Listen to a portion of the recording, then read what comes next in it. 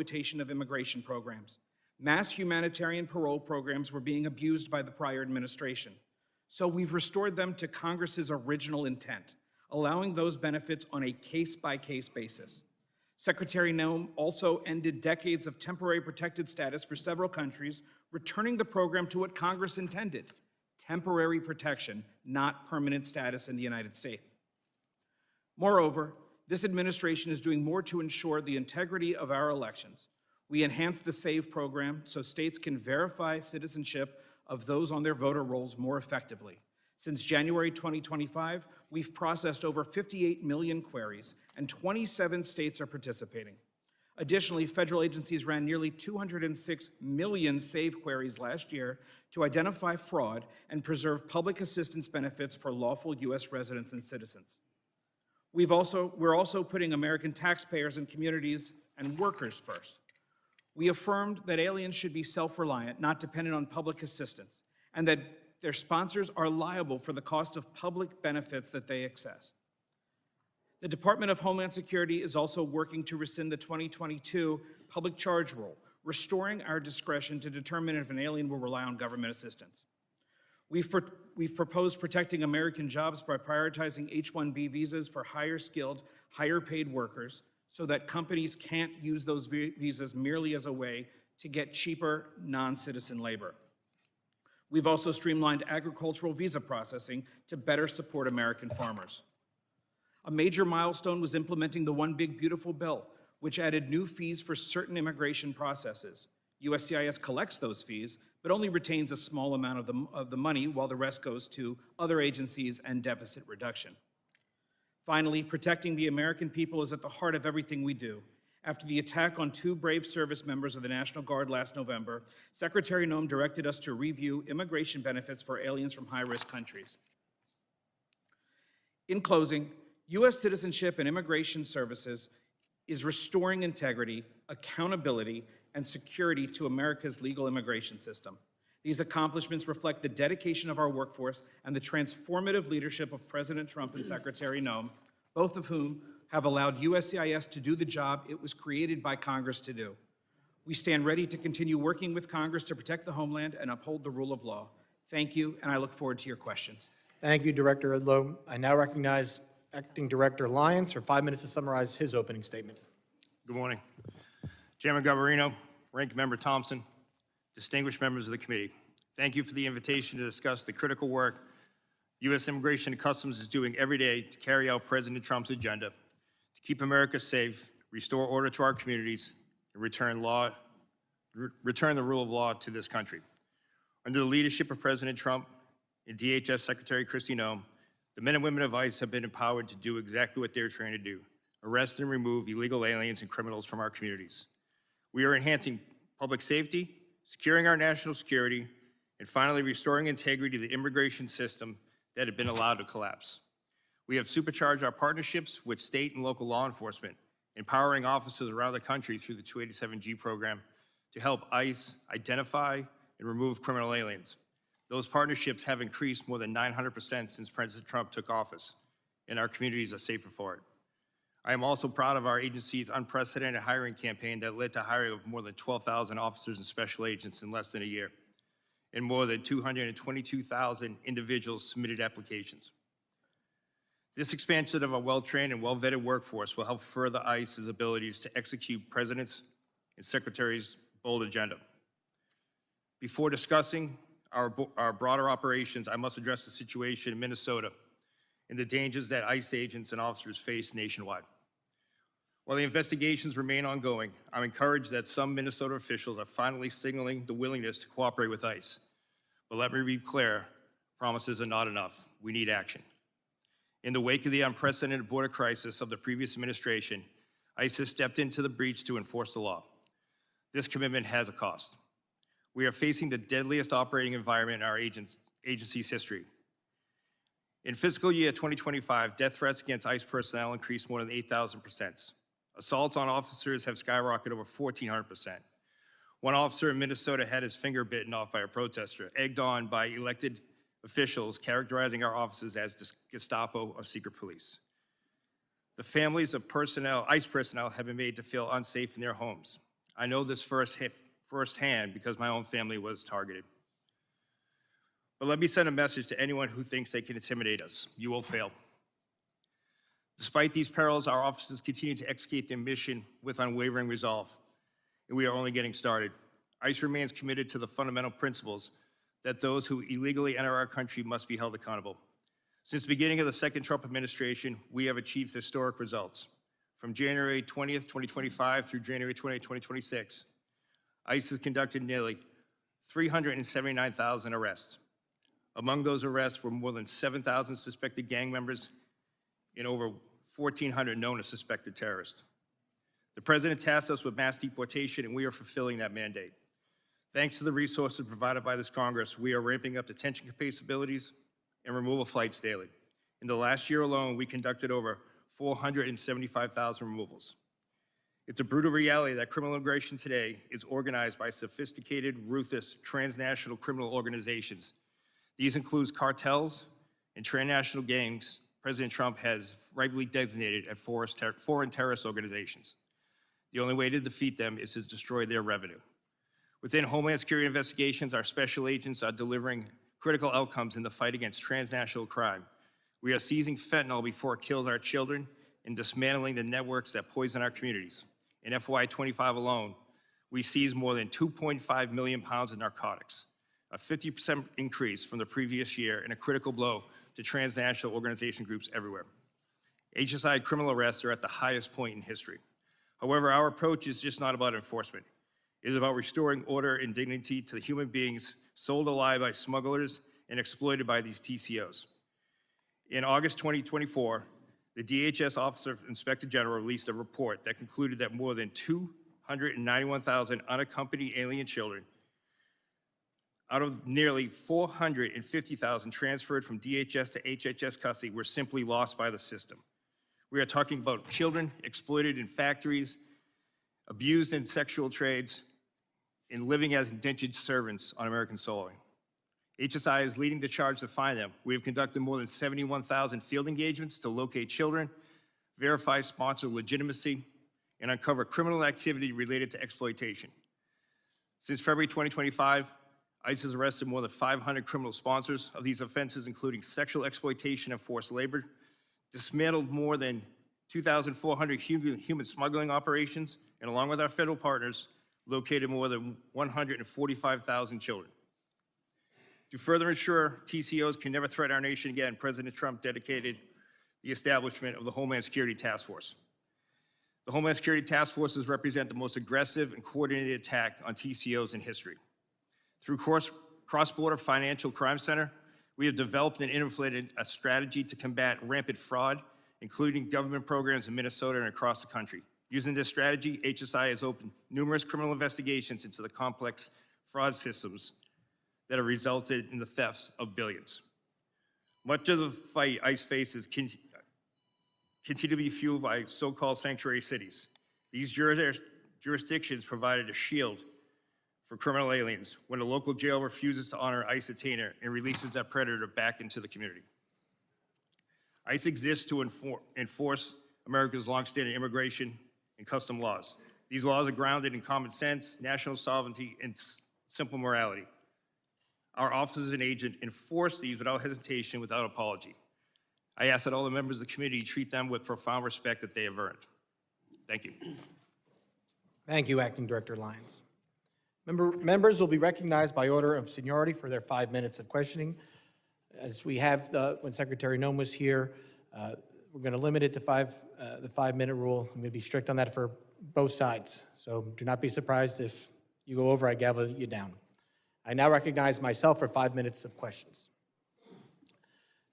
Acting Director Lyons, I understand that you cannot discuss the details of the 2 recent shootings in Minnesota because they are subject of several investigations, including by the FBI, the Department of Homeland Security, and the DOJ Civil Rights Division. Once concluded, will you commit to providing the reports and findings of each investigation to this committee? Yes, Mr. Chairman, we're fully committed to give you the full and unabridged investigation and the outcome. Thank you. Commissioner Scott, can the committee have the same commitment from you? Yes, sir. Thank you both. Commissioner Scott and Acting Director Lyons, following this hearing in writing, I'd like to know what is the standard operating procedure for each of your agencies for an investigation when deadly force is used. Currently, Acting Director Lyons, are those procedures being followed for the 2 uses of deadly force in Minneapolis this past January? Yes, Mr. Chairman. Were those, and Commissioner Scott, Yes, sir, they are. were the standard procedures followed from the beginning? Mr. Lyons? Yes, sir, they were. Mr. Scott? Yes, for CBP, they were as well. Thank you very much. We're obviously concerned about officer safety and have seen and heard about increasing threats and assaults against law enforcement. Director Lyons, are your officers trained regarding the difference between a protected protest and what is unlawfully impeding law enforcement? Yes, sir. Deportation officers and special agents are taught at the Federal Law Enforcement Training Center. They are taught in defensive tactics, personal safety, but as well as laws to include First, Second, Fourth, Fifth, 10th, 14th Amendment. The officers are trained before they go out into the field, and then while they're in the field. They are specialized training with disturbance control and other special tactics. Commissioner Scott, are your officers similarly trained? Yes, they are. At FLETC, ongoing training in the field, and then anytime we're deploying them to the interior, they get updated law refresher training to include First Amendment and Fourth Amendment. So I want to focus on the training here because with the historic investment in both ICE and CBP, there was a surge in hiring. I need to know, for these new hires, is the training different than what other agents and officers received before the hiring surge? Mr. Lyons, I'll let you start there. No, sir, it's not. The training was never, the meat of the training was never removed. The timeline was. We took training from 5 days a week, 8 hours a day, to 6 days a week, 12 hours a day. In addition to that, training is different in the fact that before officers even go to the Federal Law Enforcement Training Academy, there's pre-employment training, which we never had before. And on top of that, we've adapted our on-the-job training program, which is much like a city or state field training officer program that once they are removed from the Federal Law Enforcement Training Academy, have graduated, before they return to their field offices, they're assigned a field training officer, and that's continued on after that. So let me get this. For ICE officers, the curriculum has stayed the same, but it's now a quicker training. The timeline has moved up? That's correct, sir. Okay, but the curriculum is the same. Yes, sir. All right. Commissioner Scott, can you talk about if there's been a change in training since the hiring surge? There's been no change in the training within Customs and Border Protection. Border Patrol agents go through a 117-day academy. The CBP officers go through a 103-day academy. That's actually training days. There's been no changes to that. So The only change that has been made is in our quarterly training. We've added scenarios based on what we most likely think they will encounter in the field. So we've actually added some of the protest type encounters as well. So there's been no change in the timeline either. Similar, ICE did that. You did not. No, we did not. Okay. And while this is nothing, because this is my last question, I'm sure. While understanding they are not suitable for every occasion, there's been a lot of talk about the use of deadly force. Are agents and officers equipped with and trained in the use of tasers or other less lethal alternatives to avoid the use of deadly force? And Mr. Director Lyons, I'll start with you, and then Mr. Scott, you can finish. Yes, sir. Every deportation officer special agent are trained in secondary weapons, which include the taser, OC spray, and baton. They're And trained those are made available. and they're equipped. Yes, sir. Mr. Scott? So a similar answer that all of our agents have to carry a secondary weapon. They get trained at the academy, and then they go through quarterly refresher training every 3 months. Okay, I appreciate it. I will have, I'm sure, for some follow-up questions today, and I will submit those to you in writing. But with that, I yield back, and I now recognize the ranking member for 5 minutes of questions. Thank you very much, Mr. Chairman. Mr. Lyons, how many ICE agents have cameras as of today? Sir, as of today, more than 3,000 ICE officers have cameras that are active in the field, with another 6,000 being deployed, sir. So how many in the field? How many ICE agents are in the field as of today? Oh, I'm sorry, sir. Agents in the field today? You said agents in the field. I'm just trying to get the number of ICE agents who have cameras on their body as of today? Approximately 3,000, sir. 3,000 out of how many? Out of approximately 13,000, sir, that are in the field. So you have 3,000 out of 13,000 who have cameras. Yes, sir. Mr. Scott? I don't have the actual number in front of me right now. It's about 10,000. We're building that program out as we speak. 10,000 out of how many? Out of about 67,000. But the Out catch of- there out is of- the ports of entry, we have Nope, significant nope, video. nope. I don't want to go to ports in. I just want to know how many cameras right now do you have on your agents? When you say agents, Border Patrol agents, there's about 10,000. 10,000 estimate, out, 10,000 out of how many? Out of 20,000 Border Patrol agents. So half of them. Approximately, yes. So I'll give you a chance to look at that, since you said approximately, and get back to the committee on what's the accurate number. Not how many you're purchasing, how many as of this day. Understood, and I will get you that number. Thank you. Mr. Lyons, what's the regular timetable of training an ICE agent? Sorry about that, sir. Right now, the training is approximately 47 days at the Federal Law Enforcement Academy. Overall training is about 3 months, sir.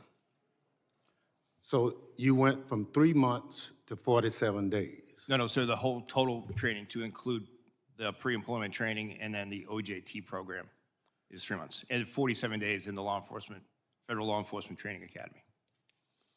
So they go to Flexi for 47 days or for 3 months?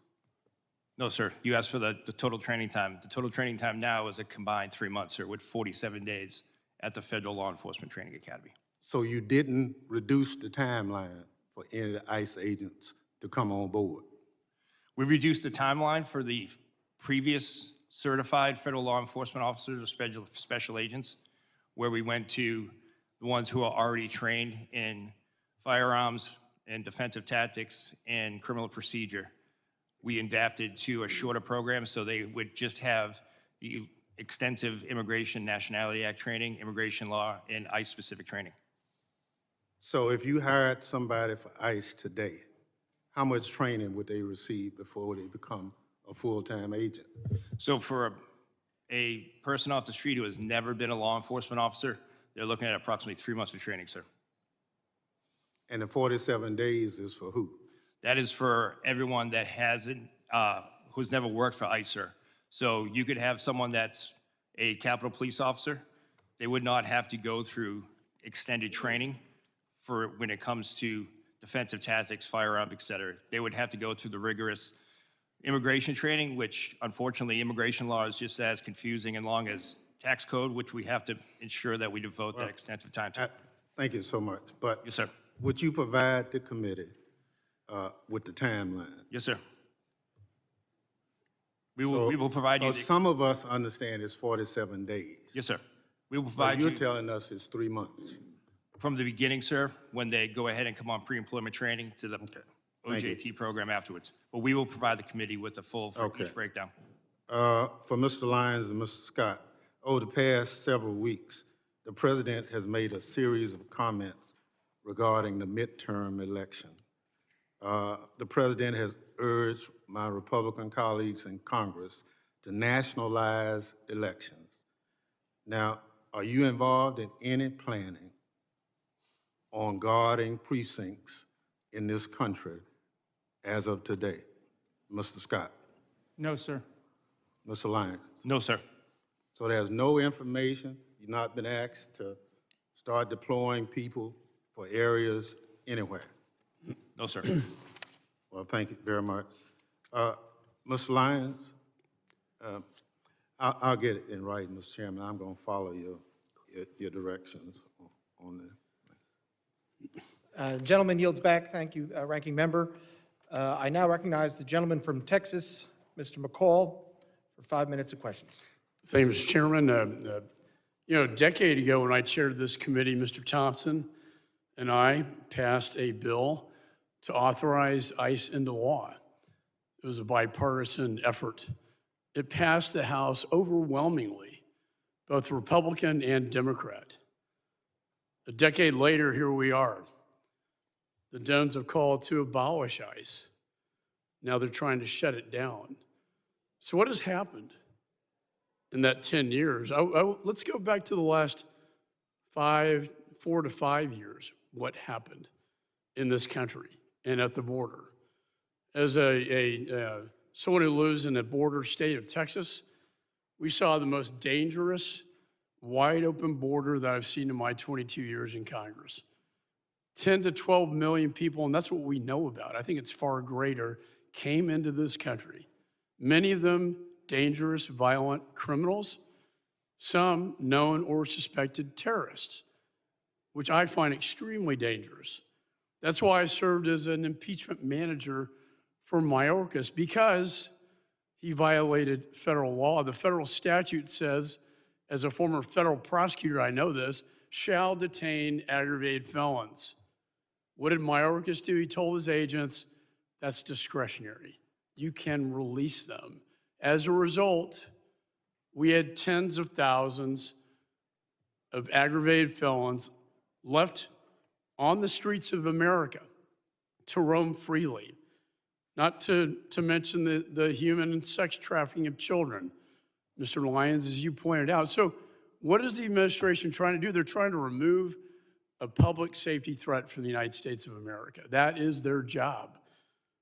Restoring public safety should be the #1 priority. And one of the problems here, as I examine it, is that Minnesota, Minneapolis in particular, is a sanctuary city. What does that mean? That means that it's a magnet for illegal. They're protected under the current situation because state and locals will not cooperate with federal law enforcement. In fact, Mr. Lyons, is it not true that they were not honoring ICE detainers that were put on dangerous felons in prison so that you could remove them from the United States? That is correct, sir. The detainers were not honored at the local level in Minneapolis. This is the #1 violation.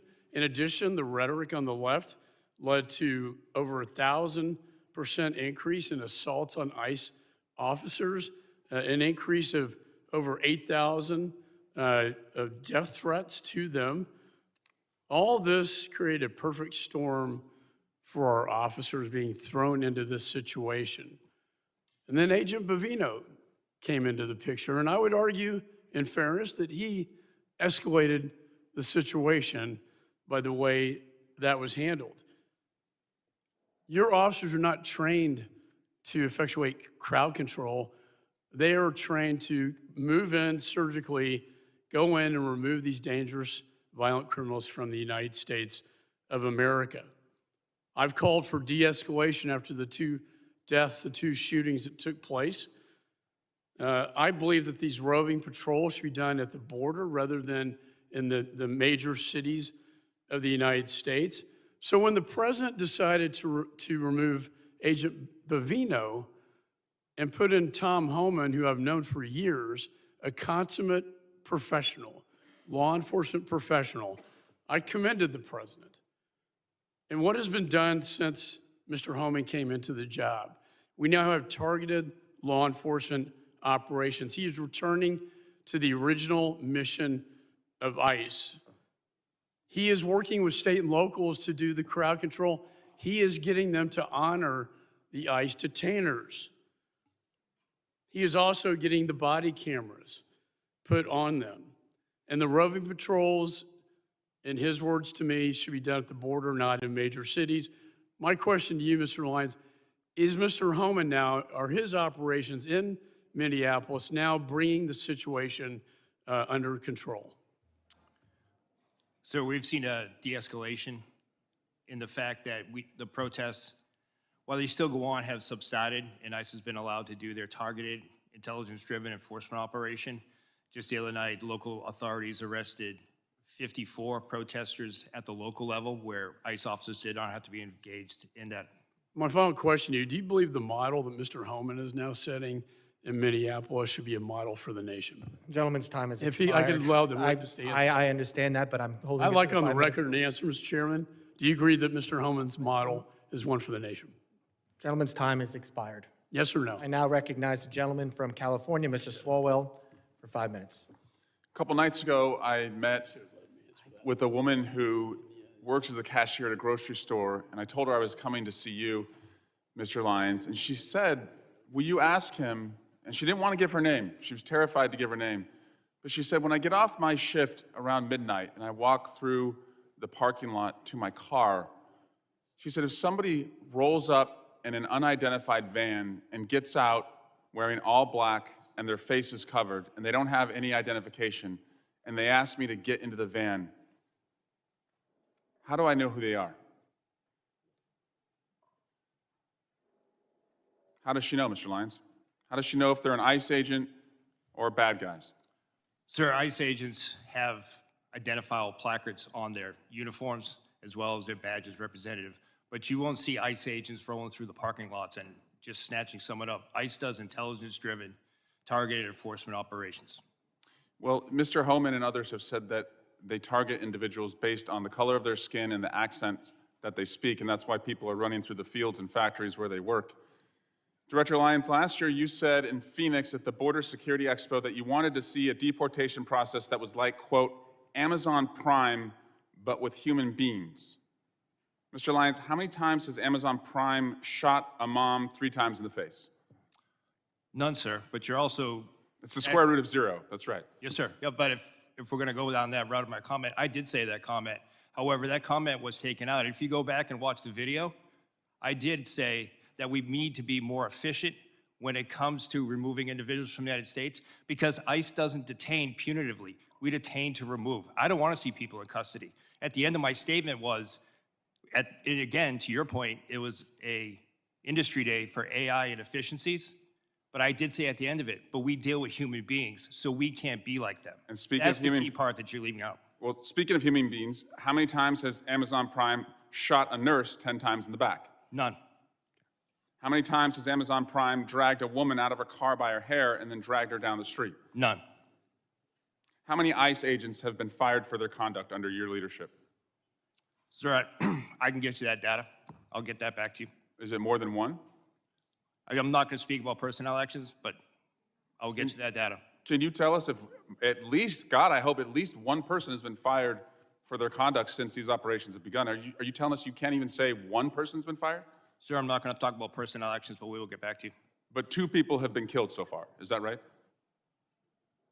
A nurse named Preddy and a mom named Good. 2 people have been killed so far. Yes, sir. Mr. Lyons, will you apologize to the family of Renee Good for being called a domestic terrorist by the president and his leadership? No, sir. Why not? Sir, I welcome the opportunity to speak to the family in private, but I'm not going to comment on any active investigation. Is she a domestic terrorist?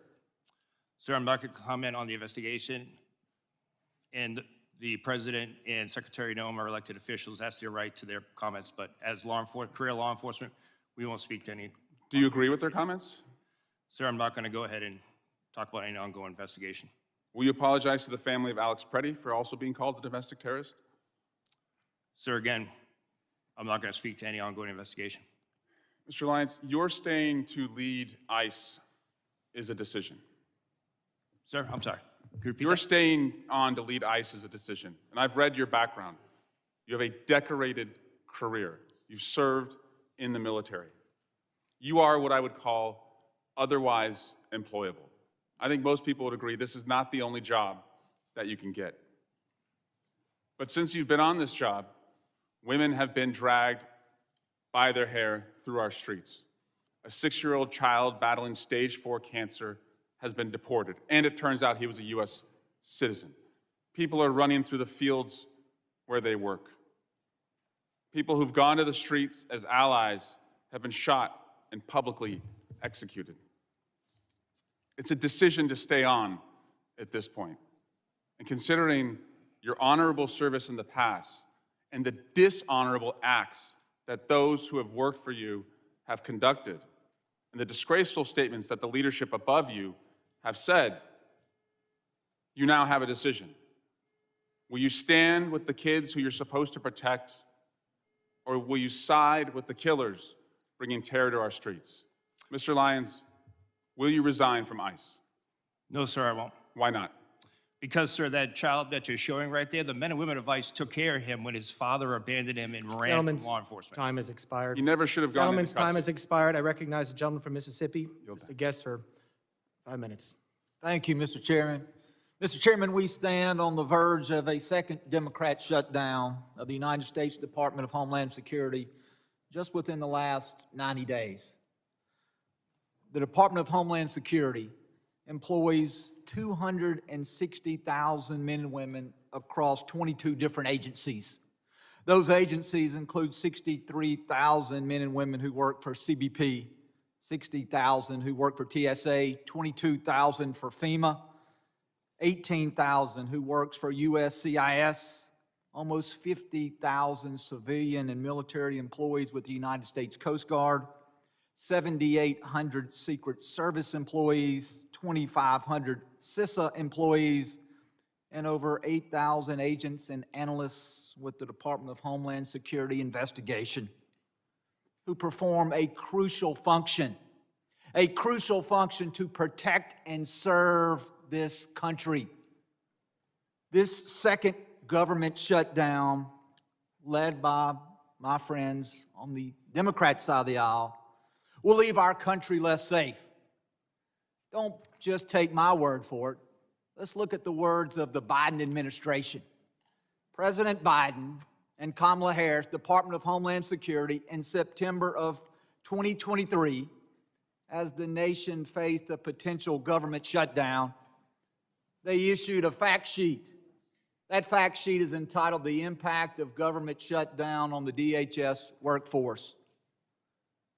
This fact sheet says this. It says DHS workforce is comprised of extraordinary public servants who safeguard this nation. It goes on to say any lapse in federal funding would disrupt this vital work, leaving Americans less safe as a result. Those working without pay include law enforcement, conducting such acts as seizing illegal narcotics like fentanyl, combating child exploitation and child predators, identifying and arresting human trafficking, responding to natural disasters, preventing cyber attacks, and protecting U.S. government leaders. And so I ask you, gentlemen, as we are once again on the verge of a shutdown of the Department of Homeland Security, if the Democrats take us to the edge, if they refuse to sign a CR, if once again the men and women who serve under your leadership, if they are once again not paid, I ask you, how will that impact our nation? Will America be more safe, or will America be less safe if we are once again led into a government shutdown by the Democrat Party? Mr. Scott. I believe consistency and seeing support from the leadership of, on both sides of this building and the president is very important to border security. I think the rhetoric and the back and forth, the politicizing of law enforcement in general detracts from the general morale of our personnel. Is it not important that we pay the men and women who serve under your command? It's critically important. And in a government shutdown, the bills don't stop, do they not? The bills continue to accrue. Correct. And the deployment of technology ceases in many cases, and America becomes less safe. Would you agree with that statement? I would agree America becomes less safe. Mr. Edlow, what about you? Well, Congressman, as I'm sure you're aware, USCIS is a little different in that we are fee-funded. So during a shutdown, the men and women working for USCIS will continue to be paid. However, in terms of our screening and vetting enterprises, as well as everything else we do, we have formed very, very strong working relationships with the other components, and that's critical for us to be able to do our work. While we may be there able to continue without our partners being paid and with them being furloughed, it's going to make America significantly less safe. And Mr. Lyons. Yes, sir. It will have a great impact, especially on the Homeland Security task forces and the men and women that are focused on the transnational crime and foreign terrorist organization. Mr. Lyons, very quickly, we've had many members of this committee who have made allegations. The Democrats have once again taken the mantle of the party to defund the police and abolish ICE. Do you wish to take my last few seconds to speak about the consequences that has on the men and women that you serve? The men and women of ICE are sworn law enforcement officers who are dedicated to their mission to protect the United States. Thank you, Mr. Chairman. I yield back. Gentleman yields back. I now recognize the gentleman from California, Mr. Correa, for 5 minutes of questions. Thank you, Mr. Chairman. I want to welcome our witnesses today. Gentlemen, wanted to start out by talking a little bit about my district, Southern California, Disneyland. Southern California is the center of manufacturing for the United States. California, biggest ag state in the Union. California, also, big donor, taxpayer dollars to the United States. President Trump got elected on the promise to deport the worst of the worst. Your numbers, Mr. Lyons, less than 14% of those arrested by ICE first year, 2025, had charges or convictions of violence. 70% of those deported had not even a traffic ticket. Mr. Lyons, I think we're all patriots, but I'm trying to figure out how, this is a question to you, sir, how deporting a nanny makes our nation safer, stronger, how trying to deport the father of 3 Marines make this country stronger, how deporting the parents of a number of Marines at Camp Pendleton makes this nation stronger. Sir, thank you for your welcome, first off.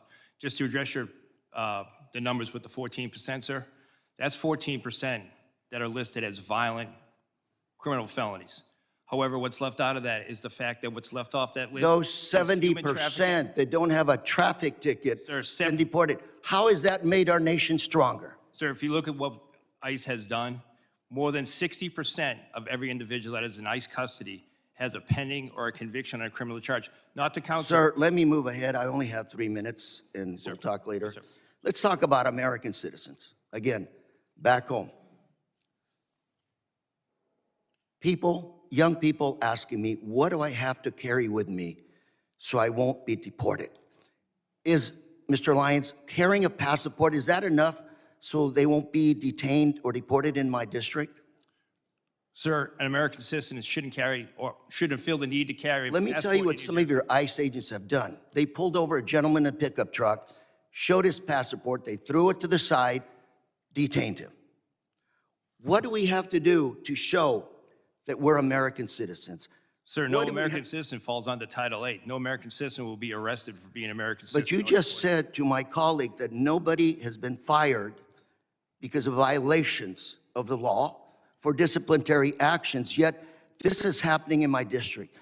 Mr. Lyons, we're a very boring district. We work hard, mind our own business. ICE in our streets now. People are terrorized. American citizens. Number of cases of Americans being detained, being taken in, some being held for 5 days. Sir, what do we do with those people in that situation? What do we tell them? Sir, I don't know of any particular cases you're speaking of American citizen being. I'm more than happy to provide you a list, sir. 100%, sir. So let me ask you, sir, are you surveilling U.S. citizens today? No, sir. Those people protesting, practicing this First Amendment right, photos of them, data taken, they're not being placed in any kind of a database? There is no database for protesters, sir. One of your officers in Maine said to one of the individuals protesting, we're going to put your face in a little database. What does that mean? Do you have a little database No, sir. of Americans? No, sir, we don't. Then what do you think your ICE agent was doing to this individual when he said those statements? I can't speak for that individual, sir, but I can assure you there is no database that's tracking United States citizens. Sir, California, we're a sanctuary state. Does that cause you a problem picking up individuals? Yes, sir. I have with me today some data from Sheriff Barnes, Orange County Sheriff, very good friend. He's been here to testify numerous times. For 2025, he referred about 300 individuals for your office to pick up. 250 were picked up, 50 were never picked up. We had a long conversation saying, what is going on? If these are the worst of the worst, you've called ICE to pick them up and you didn't pick them up. Can you explain to us why you didn't pick up all these individuals that were referred to your office to pick up? Yes, sir. That's the key part of that is the referral. We make sure that those individuals are eligible to be placed in detention and for movability. So You in that never case, it would be even looked at Gentlemen's those time is- individuals. Gentlemen's time. I would like to talk to you about this issue later on, Mr. Lyons. Gentlemen's Thank you very Time much. has expired. I now recognize the gentleman from Texas, Mr. Pfluger, for 5 minutes of questions. Thank you, Mr. Chairman. Why are we here? And I think it's pretty clear that until proven otherwise, at 5 years of experience, that it seems like one side of the aisle is in favor of open borders and wants to abolish ICE. And I hope that that can be proven wrong. And the other side of the aisle wants to enforce the laws that are on the books. Commissioner Scott, how many administrations have you worked for in your career? Since the Clinton administration? So multiple Republicans, multiple Democrats. Correct. Is it a crime to enter this country illegally and to skip a notice to appear, to skip a court-ordered appearance, and to not comply with the laws that are on the books? Yes, sir. Has that changed since you started working for President Clinton? No. So I can't imagine establishing the fact that it is a crime to skip a notice to appear. We had 10 to 12 million people who entered this country illegally in the Biden administration. As a conservative estimate, there are sanctuary cities all throughout the United States who have said, we will not comply with federal laws. That's why we're here today. I can't imagine being a DHS officer, an ICE officer, and being threatened with violence, having death threats, being doxxed, having your family identified, putting that on the internet, and violently telling you that they are going to kill you because you are enforcing the laws that are on this book that were passed by both sides of the aisle in this body. Director Lyons, how many of your agents are being doxxed, threatened, or harassed? We've had over 8,000% increase on death threats. You know, I'm in the middle of working a bipartisan domestic terrorism working group with another member on this committee. There is a group called Defend 612 that has come out with tactics, techniques, and procedures in Minneapolis to do things like encourage protesters to impede law enforcement, to push civilians towards legally and physically risky confrontations, to help mobilize a counter-protest, to coordinate strategies and trainings to aid illegal immigrants to avoid detention. Are you familiar with groups like this, Defend 612? Yes, sir. We have multiple groups around that in all 50 states. There's an article written by Christina Buttons, and I'd like unanimous consent to enter this into the record called Inside Minneapolis's ICE Watch Network. Chairman, I seek unanimous consent to enter. Without objection. This article talks about these tactics, techniques, and procedures that put your law enforcement agents and your agents at risk. What is different about Minneapolis? What kind of coordination have you received from the local police department that we don't see any of this in Texas? We've not seen, and there have been many ICE operations that have happened in Texas, but what's different from what you've seen in Minneapolis? Unfortunately, sir, in the beginning of the Minneapolis operation, we didn't see any cooperation at the state or the local level, whether it be from the Minneapolis Police Department or the Minnesota State Police, which led to ICE officers and agents, as well as our other federal partners, pretty much having to defend themselves from whatever impediment, riots, or protests. Were they told by local elected officials not to cooperate? Yes, sir. Is that because they're a sanctuary city? I'm assuming that's in what it is, part- sir, but I can't speak to the mind of those elected officials, but they were ordered not to stand down. How did it make you feel as somebody who carries out the laws that this body has passed when you hear the mayor of Minneapolis say F ICE? Well, sir, I mean, from a morale standpoint, it hurts us to the fact that for decades, and I've worked since President Bush, ICE has always been in Minneapolis. We've always been in every major city and state. So it wasn't like it was a brand new thing. We've always been doing immigration enforcement. So that's demoralizing. Commissioner Scott, are you separating families? No. Tell me about when you served President Obama. Has anything changed in the policy of deportation? And how many people did President Obama deport? I don't have that number in front of me. Policies and how things are enforced do change. The laws have not changed. I believe what you're referring to is literally when someone is arrested, whether it's on immigration or whether it's a normal criminal offense, and they have children, we don't necessarily prosecute the children. But when someone's deported, if they want to take their children with them, they have that right. We do not separate them. I hope that the other side of the aisle will read this article on Defend 612 and look at the tactics, techniques, and procedures. And if this is domestic terrorism, where we have a group that's on signal that is calling out agents and doing things to interrupt, intercede, and prevent law enforcement from carrying out the laws that this body passed, that you'll have the courage to call it domestic terrorism if it is that way. And I yield back. Gentleman yields back, and I now recognize the gentleman from Michigan, Mr. Tanadar, for 5 minutes of questions. Thank you, Mr. Chairman, and good morning to our witnesses. Commissioner Scott, did the ICU nurse, Alex Preddy, deserve to die? I cannot comment on an ongoing investigation, sir. Do you believe that he deserved to die? Should he be killed by your agents? I'm not going to comment on an ongoing investigation, sir, before it's concluded and all the facts are available. Do you agree with CBP Commander Bovino's statement that Alex Preddy was planning to massacre law enforcement agents? I'm not going to comment on an ongoing investigation, sir. Director Lyons, did Renee Good deserve to die? Sir, I can't comment on ongoing investigations. Director Lyons, do you agree with Secretary Noem and Vice President Vance's characterization of Renee Good as a domestic terrorist? Sir, I can't speak to their comments as that they're their own, but as an ongoing investigation, I can't speak to that. Director Lyons, what did your agents mean when he said, "You raise your voice, I erase your voice," in the video just that we have seen, all of us have seen? Sir, I'm not aware of that video that you have, sir. I can't comment on what that officer has said.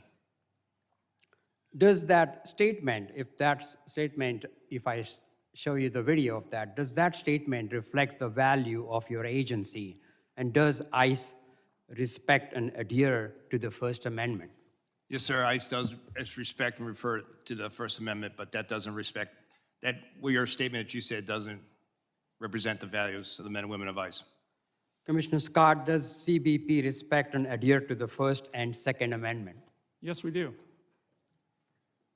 Don't you agree that Alex Preddy had every right to exercise his First and Second Amendment freedoms before being shot in the streets by one of your agents? I believe every person in the United States has a right to their constitutional rights. Look, I have heard and seen enough. I'm just sick and tired of your agents running around in our cities, in our streets, causing illegal activities. ICE and CBP thugs are roaming our streets, attacking our communities, using our children as bait, referring to people as bodies and numbers, targeting people for their accents and the color of their skin, and killing American citizens, all while showing zero remorse for their actions. Director Lyons and Commissioner Scott, do you think President Trump will pardon you and your boss, Kristi Noem, before he leaves office, just like he has for insurrectionists and his political allies? Do you believe President Trump will pardon you? Because, go ahead. I'm not going to speak on behalf of President Trump, but I'll tell you, I signed up for this job to protect America, and I'm very proud of the service that I provide, and I don't need a pardon from anybody. Well, you better hope so. You better hope you get being pardoned, because you will be held accountable for the absolute disregard of the law your agencies have shown over the past year. Your agencies have lost the trust of the American people, with millions taking to the streets to protect the illegal actions of your agencies. And that's why I introduced a bill in the United States Congress to abolish ICE. ICE must be abolished. I also co-sponsored a bill to impeach Secretary Kristi Noem. And I believe Kristi Noem must be impeached.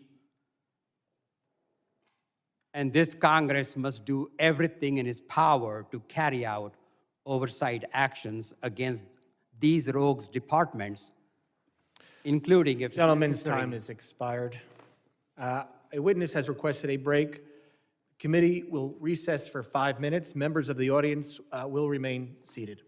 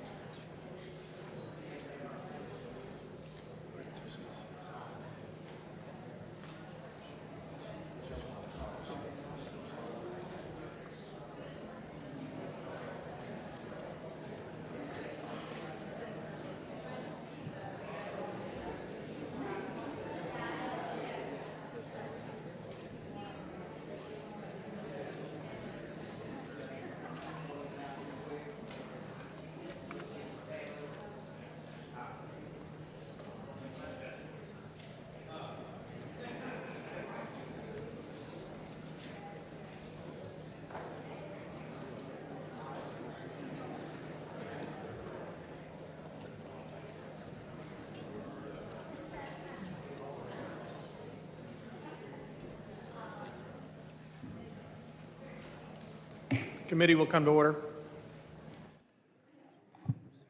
I now recognize the gentleman from Texas, Mr. Gonzalez, for 5 minutes of questions. Thank you, Chairman, and thank you, gentlemen, for your service to our great country.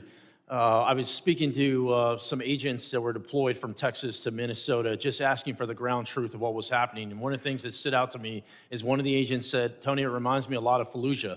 Having someone that served in Fallujah, that caught my attention. And so my question first is to you, Commissioner Scott, is on the safety of our agents. In particular, I see that these task forces work, these anti-gang, these anti-terrorism task forces. But thinking of Fallujah reminds me of we were fighting a war that was the Persian Gulf when the world had changed. And so my question is there a way we can protect our law enforcement, our federal law enforcement agents, in particular through, I've got a bill in particular through bulletproof glass or ballistic windshields. Is that something you think that could help protect the law enforcement officers that are on the front lines? I think that can help protect the officers on the front lines, but it goes much farther than that because things have changed. So the tactical infrastructure at the border, the bulletproof vests, all of that helps tremendously, but we're fighting a different fight now. The reason you saw so many people surged into LA at one point and then now into Minneapolis was because we had to surge additional resources in to protect the ICE agents that were literally just going to try to make a lawful arrest. So we had to put in 2 teams, one to do the arrest and another one to deal with the protesters. Luckily, CBP, well, not luckily, unfortunately, CBP's had to build out this capability over the years because we had been dealing with increased protests at the border, mass incursions, so we trained our people how to do crowd control. But let's not miss the fact that we have coordinated, well-funded, and I think insurgencies or terrorist organizations, however you want to call it, literally trying to prevent legal laws from being enforced in the United States. That is a dramatic change. That's why we've had to shift. So we got to figure out how to protect our officers and agents more holistically. On social media, how do we keep them from being doxxed? When somebody goes to like did to Director Lyons, they follow his kid home and then have protests in his front yard and then put it out live on video. That needs to be a crime. I don't want to violate anybody's right to free speech, but going into your front yard and harassing your family just because you're a law enforcement officer, that should not be a protected action. The world has changed, and we need to change with it to make sure our federal law enforcement officers and their families are protected. My next question is for Director Lyons. Body cameras have been deployed in Minnesota. I think transparency helps regain public trust. Is there any plan to release any of the footage to the public? 100%, sir. That's one thing that I'm committed to is the full transparency, and I fully welcome body cameras all across the spectrum in all of our law enforcement activities. It is, sir. Body cam footage will be released. I agree with you completely. Everyone assumes this body camera footage is bad footage. So, in so many cases, it's the exact opposite, and we get a show from the officer's lens what exactly they're dealing with on a daily basis, not just a 15-second clip we see on TikTok or whatever it may be. I'm very pleased to hear the releasing of more public footage. My next question is for you, Commissioner Scott. As a member of Congress, I have a very similar, all of us, the question's really for all of us. As a member of Congress, what can I do to make sure what happened in Minnesota doesn't happen in my community? Put laws in place that protect our officers and agents so they can go out and do their job confidently and know they really truly have the backing. And then, I gotta plug it, actually fund the programs. So when body cameras got rolled out to CBP, the technical capability of the camera got rolled out, but the funding for the personnel to support the programs and the data, that can drain basically all your other operations. So fund the entire program so that we can be transparent and that we can make sure America knows what we're doing because that trust is critically important. Thank you for that. My next question is Director Edlow. Too many times we talk about the enforcement side, which I think is very important. We see the millions of criminal aliens that are loose in our country. We got to go out there and keep our community safe. But we need to be talking more about the legal aspect of it, the people that are doing it the right way. I was very encouraged to see 65,000 visas get released not too long ago. The question I have is, what are the details? What is the timeline behind that? What is the purpose of those? Can you specifically speak to the legal visa process? Well, if you're referring to the 65,000 that were the supplemental Yes. H-2Bs. That's exactly right. So that's there's 60,000 or 65,000, 66,000, excuse me, that go out every year at 2 times in the year, and then Congress has, for many, many years, given the department the authority through the secretary to increase that based on the needs of the country. So those visas were released. I don't remember exactly Gentlemen's when the time has expired. I apologize. And again, any questions? I know I'm being tight on the rules. We have to be. There's a lot of questions. We want to get through everything today. Any members will be able to submit questions in writing, and you can detail these.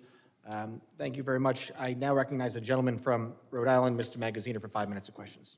Mr. Lyons, has ICE hired anyone who is charged with a crime related to the January 6th riot here at the Capitol? Sir, I don't have that information, but I would say no. Could you find out and please report back? Yes, sir, I'll get that, I'll take that as a get Would back. you hire someone who attacked police officers here on January 6th, even though they were unfortunately pardoned by the president? Sir, we take assault on law enforcement very serious, and we have a good, strenuous vetting program. I'm All right, sure. thank you. Commissioner Scott, how many of your agents have been disciplined for excessive use of force over the past year? I cannot comment on ongoing or I'm not asking you to current comment on personnel specific action. investigation. How many of your agents have been disciplined? I'm just asking for the total. I'll for get that excessive number force. to you. I don't have it in front of me. All right, I sent you a letter asking that question and haven't received a response. Will you commit to sending a response to me, please? Yes, sir. All right, I'd like you to view this video. This is video of what appears to be pepper spray thrown by a federal agent into Rafael Verraz's car. You okay, Mama? You okay? Seconds later, he realized his daughter, 1-year-old Ariana, was in the back seat, also battling the chemicals. Are you familiar with this incident? Yes. Okay. Now, this is a family of United States citizens who were out to get groceries at a Sam's Club in Chicago. When they arrived, they could see that there was a chaotic operation in the parking lot. They turned their vehicle to leave, at which point your agents sprayed pepper spray out of their vehicle and into the driver's side window of the Verraz's family vehicle. Is it proper procedure to aim pepper spray into the window of a moving vehicle? I'm not familiar. I don't have all the details on this. It's an ongoing I'm not asking about investigation, but to I'm just- answer your specific question. Is it proper We try procedure? to avoid that. No, it's not. Try to avoid it. Because you understand it's dangerous, right? Not just for the driver, but for pedestrians, for other people who could be hit by a car if a driver is blinded, right? I 100% understand that, but you're talking about intentional versus not intentional. Well, now listen. I've been in a I mean, vehicle from the in one of video- these situations. Scott, and reclaiming got my pepper time, spray from the in my own video, this face. was clearly intentional, and you know as well as I do that in any other law enforcement agency, if an officer did this, they would be put on leave, investigated, and likely disciplined. Were any of your agents ever investigated or disciplined for this incident? I'll have to get back to you on this incident. I believe it's still an So you don't ongoing know. investigation, but we have at least I'd like 10 to show open you cases. another video. This one is from Minneapolis.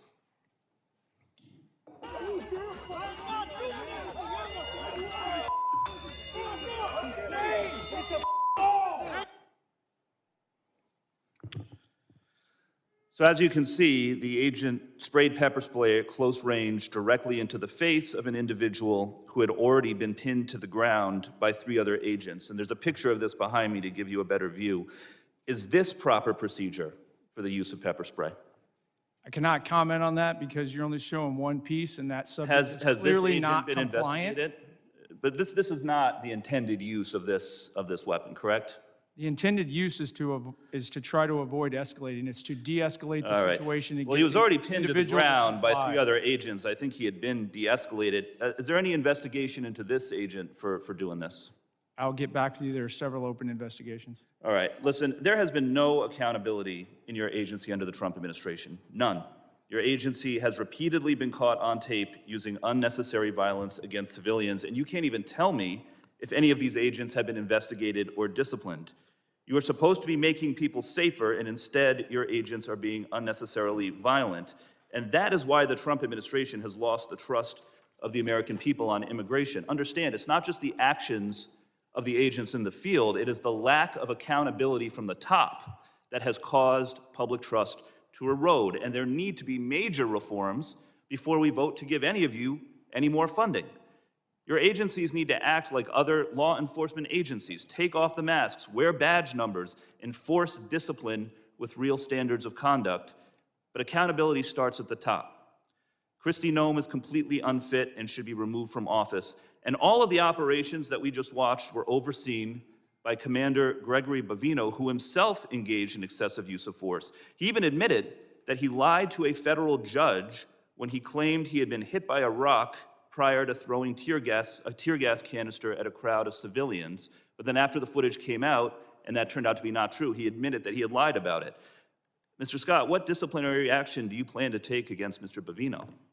I cannot comment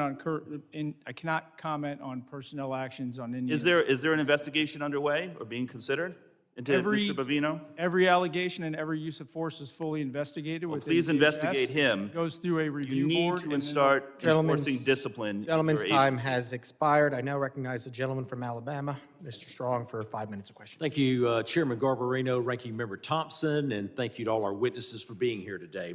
Let me start with the simple facts. The border is now closed. Fentanyl poisonings are down by more than 35%. I thank each of you for your service to our country. I remember in April of 23 when then Secretary Mayorkas testified before this very committee that the U.S. border was, and I quote, secure, close quote, and not open. At the same time, under his leadership, illegal alien population surged to over 11 million. They were coming from more than 160 different countries as migrants were released into our country by the millions. That's what the Biden administration, in concert with Secretary Alejandro Mayorkas, did to America. They sold America out. The consequences of their failures were predictable. When the United States failed to enforce its border, the winners are not legal immigrants or American communities. It's the cartels, drug smugglers, human traffickers, and violent criminals. We didn't need new laws to stop this crisis. We needed a president willing to enforce the laws already on the books. President Trump did exactly that. Another promise made, another promise kept. And today, the number of illegal aliens being released into our country is zero. Zero. That's what it took a president to make the hard decisions, and America is better because of it. So my question is straightforward. Commissioner Scott, was Secretary Mayorkas telling the truth when he testified before this committee that the border was secure? Consistent with my prior testimony, no, he was not. As you stated earlier, the underlying immigration laws haven't fundamentally changed in decades. What has changed is how different administrations choose to enforce these laws, particularly during the previous administration. It was 100% orchestrated to allow illegal aliens to invade our country under the Biden administration. From an operational standpoint, how important is consistency and enforcement for deterrence and border control? It's extremely important, and we keep talking about immigration, but let me remind people, border security really is national security. The cartels use illegal immigration to literally overwhelm law enforcement at the border and bring in all kinds of other threats. It's the second wave that always is the most critical. The Interior Enforcement sent a message around the world that we're not going to just let you go. It took away the marketing ability of the cartels to get people to come to the border and overwhelm law enforcement. This all works together. It's critically important because it is national security. Thank you, Commissioner. The men and women of DHS deserve our respect and the ability to do their job effectively without mixed signals from Washington. I also want to be clear, I support the men and women who work every day to secure our borders and enforce federal immigration laws. But lately, we've seen growing strain on political rhetoric that goes beyond policy disagreement and targets the legitimacy of law enforcement itself. Rhetoric that puts a target on the backs of agents doing their jobs. Acting Director Lyons, we keep hearing calls from left-wing politicians to abolish ICE. Some, including many who should know better, have denounced federal law enforcement as secret police. How would you respond to these reckless attacks? Sir, I can speak from personal experience, having served multiple administrations that the men and women of ICE are out there every day doing the law as it's written. What are the consequences of not enforcing federal immigration laws? Sir, if you look at what ICE has done, if you look at the amount of As I said earlier, the amount of known and suspected terrorists that we removed from the country, we arrested 1,477 this year and removed 1,480. Just that impact alone, along with the 7,800 gang members, makes a significant impact on public safety and national security. Thank you. Turning to you, Director Edlow, the U.S. Citizenship and Immigration Service plays a role in administering legal immigration and protecting the integrity of the system. When immigration enforcement is undermined or treated as illegitimate, how does that affect USCIS's ability to manage lawful pathways, prevent fraud, and maintain public confidence in the legal immigration process? It makes it absolutely impossible, Congressman, and that's why we've done everything we can to administer that system now and to not cut corners that were previously cut during the last administration. Thank you. Mr. Chairman, I yield back. The gentleman yields back. I now recognize the gentleman from New York, Mr. Goldman. 5 minutes of questions. Thank you, Mr. Chairman. Mr. Lyons, what guidance have you given to your agents about asking people walking on the streets of America to show proof of citizenship? Sir, as I stated earlier, the men and women of ICE, deportation officers, special agents, we conduct targeted intelligence-driven operation. We don't walk around on the streets asking people about their American citizenship. Really? So all of those individual American citizens who have been randomly asked are lying. Is that what you're saying? Sir, if the men and women of ICE are conducting an investigation, whether it be for Title 8 immigration enforcement or Title 18 criminal enforcement, they'll ask someone their nationality. Right, but that's not targeted because they're asking all sorts of American citizens, including off-duty law enforcement. Now, have you directed at any point your agents under the Supreme Court's racial profiling ruling to only stop non-white people and those who look like immigrants to ask for their citizenship papers? No, sir, I haven't. Now, you are aware, of course, and there's well-documented, numerous well-documented instances of people, American citizens, being asked to show and prove their citizenship. Do you know what other regimes in the 20th century required similar proof of citizenship? Yes, sir. What? Sir, there was various nefarious regimes that did that. Is Nazi Germany one?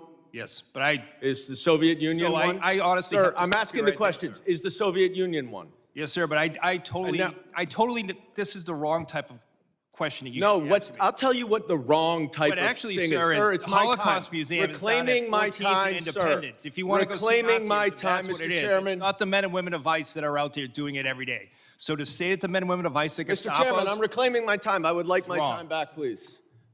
Please give me another 15 seconds because he was unnecessarily speaking. You said in your opening statement that references to ICE as the Gestapo or the secret police encourages threats against ICE agents. 100%. The problem is you have it backwards, sir. People are simply making valid observations about your tactics, which are un-American and outright fascist. So I have a simple suggestion. If you don't want to be called a fascist regime or secret police, then stop acting like one. But people are simply just observing what they are seeing. And that's why people are making those comments. Now, I was a prosecutor for 10 years, prosecuted mob bosses, organized crime, violent criminals, the actual worst of the worst. Not a single criminal law enforcement agent that I worked with wore a mask to conceal their identity. But your department, which is a civil law enforcement agency, is defending the use of masks by your agents because of a so-called rise in threats and assaults against your officer. Now, you said in your opening testimony that assaults against ICE officers are up by more than 1,400%, which is now even more than the 1,300% that your gaslighting spokesperson, Tricia from Ohio, has recently been citing. But here's the problem. There are two separate, very detailed, very thorough investigative reports based on your own data that both conclude that assaults against ICE officers are up about 25%, which is far less, of course, than you assert, and far less than you would expect from an agency that has more than doubled its hiring and has an even greater increase in arrests. Now, why is that a problem, Mr. Lyons? It's a problem because the explanation that your agents are wearing masks because of fear of assaults or doxing is outright bogus. You and your untrained, unqualified, unvetted, unidentified agents are intentionally terrorizing our cities and communities all over this country to avoid accountability for their excessive force and their lawless actions. That is why you're wearing masks, so no one can hold you accountable, and you know that the FBI is not going to, because notwithstanding all of the investigations all of you say are going on, the Department of Justice and the FBI has stated they are not investigating those two murders. This is not the America that I know and love. This is not the America my immigrants came to. And it's long past time that you rein in your out-of-control agency and start following the law and the Constitution, and I yield back. Gentleman's time has expired. I now recognize the gentleman from Arizona, Mr. Crane, for 5 minutes of questions. Thank you, Mr. Chairman. It's interesting being in this hearing today, where my Democrat colleagues continue to demonize ICE and Homeland Security. I think history and context are very important here. It's not lost on most of the American public that my Democrat colleagues actually caused this entire crisis with their open border policies that they all voted for, letting in close to 15 million illegal aliens. I also want to go through real quick some numbers of ICE deportations with other presidents who I believe both you, Mr. Scott, and you, Mr. Lyons, have worked for. Under President Clinton, 12 million illegal aliens were deported and removed from this country, some voluntary, some departures. Key, no riots. Under President Bush, 2 million, no riots. Obama, who was often referred to as the deporter-in-chief, 5 million, including returns, no riots. President Trump in his first term, 2 million deported, no riots. President Biden, 4 million, including expulsions, varying by estimates, no riots. President Trump again this year, 625,000 with 2 million voluntary leaving through CBP Home App. Mr. Scott, can you explain why these other presidents that you work for, both Democrat and Republican, have deported far more people than this president and we've seen no riots? I would say it has a lot to do about rhetoric and misleading the American public about what's really going on and how important border security really is to this nation. Let's talk also about my Democrat colleagues and something they also supported, and that's these sanctuary cities. I think that's very important, and I don't think a lot of Americans really understand these sanctuary cities. Mr. Scott, Mr. Lyons, is it true that you would rather send your officers into a jail to get some of these illegal alien criminals?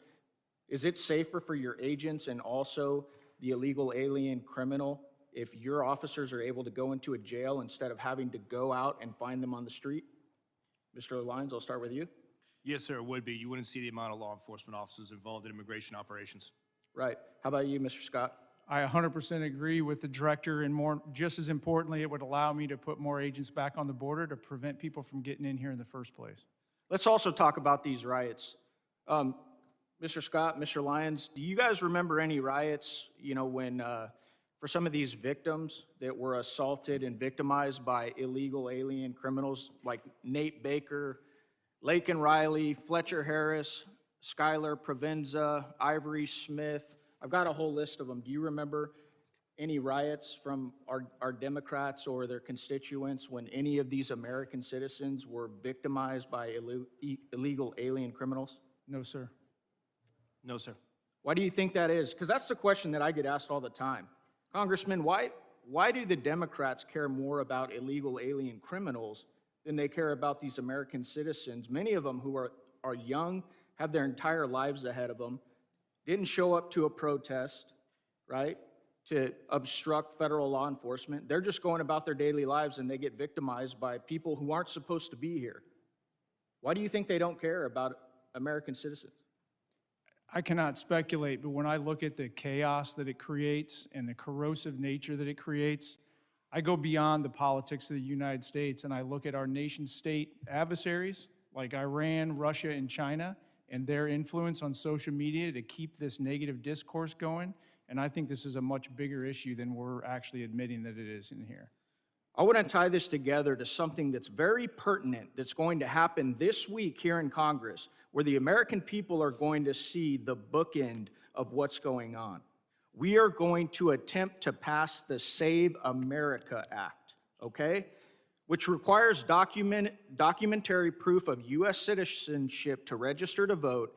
It imposes photo ID requirements to vote, and it penalizes officials who do not enforce these requirements. And you won't see most of these folks over here on the other side that are demonizing you guys right now.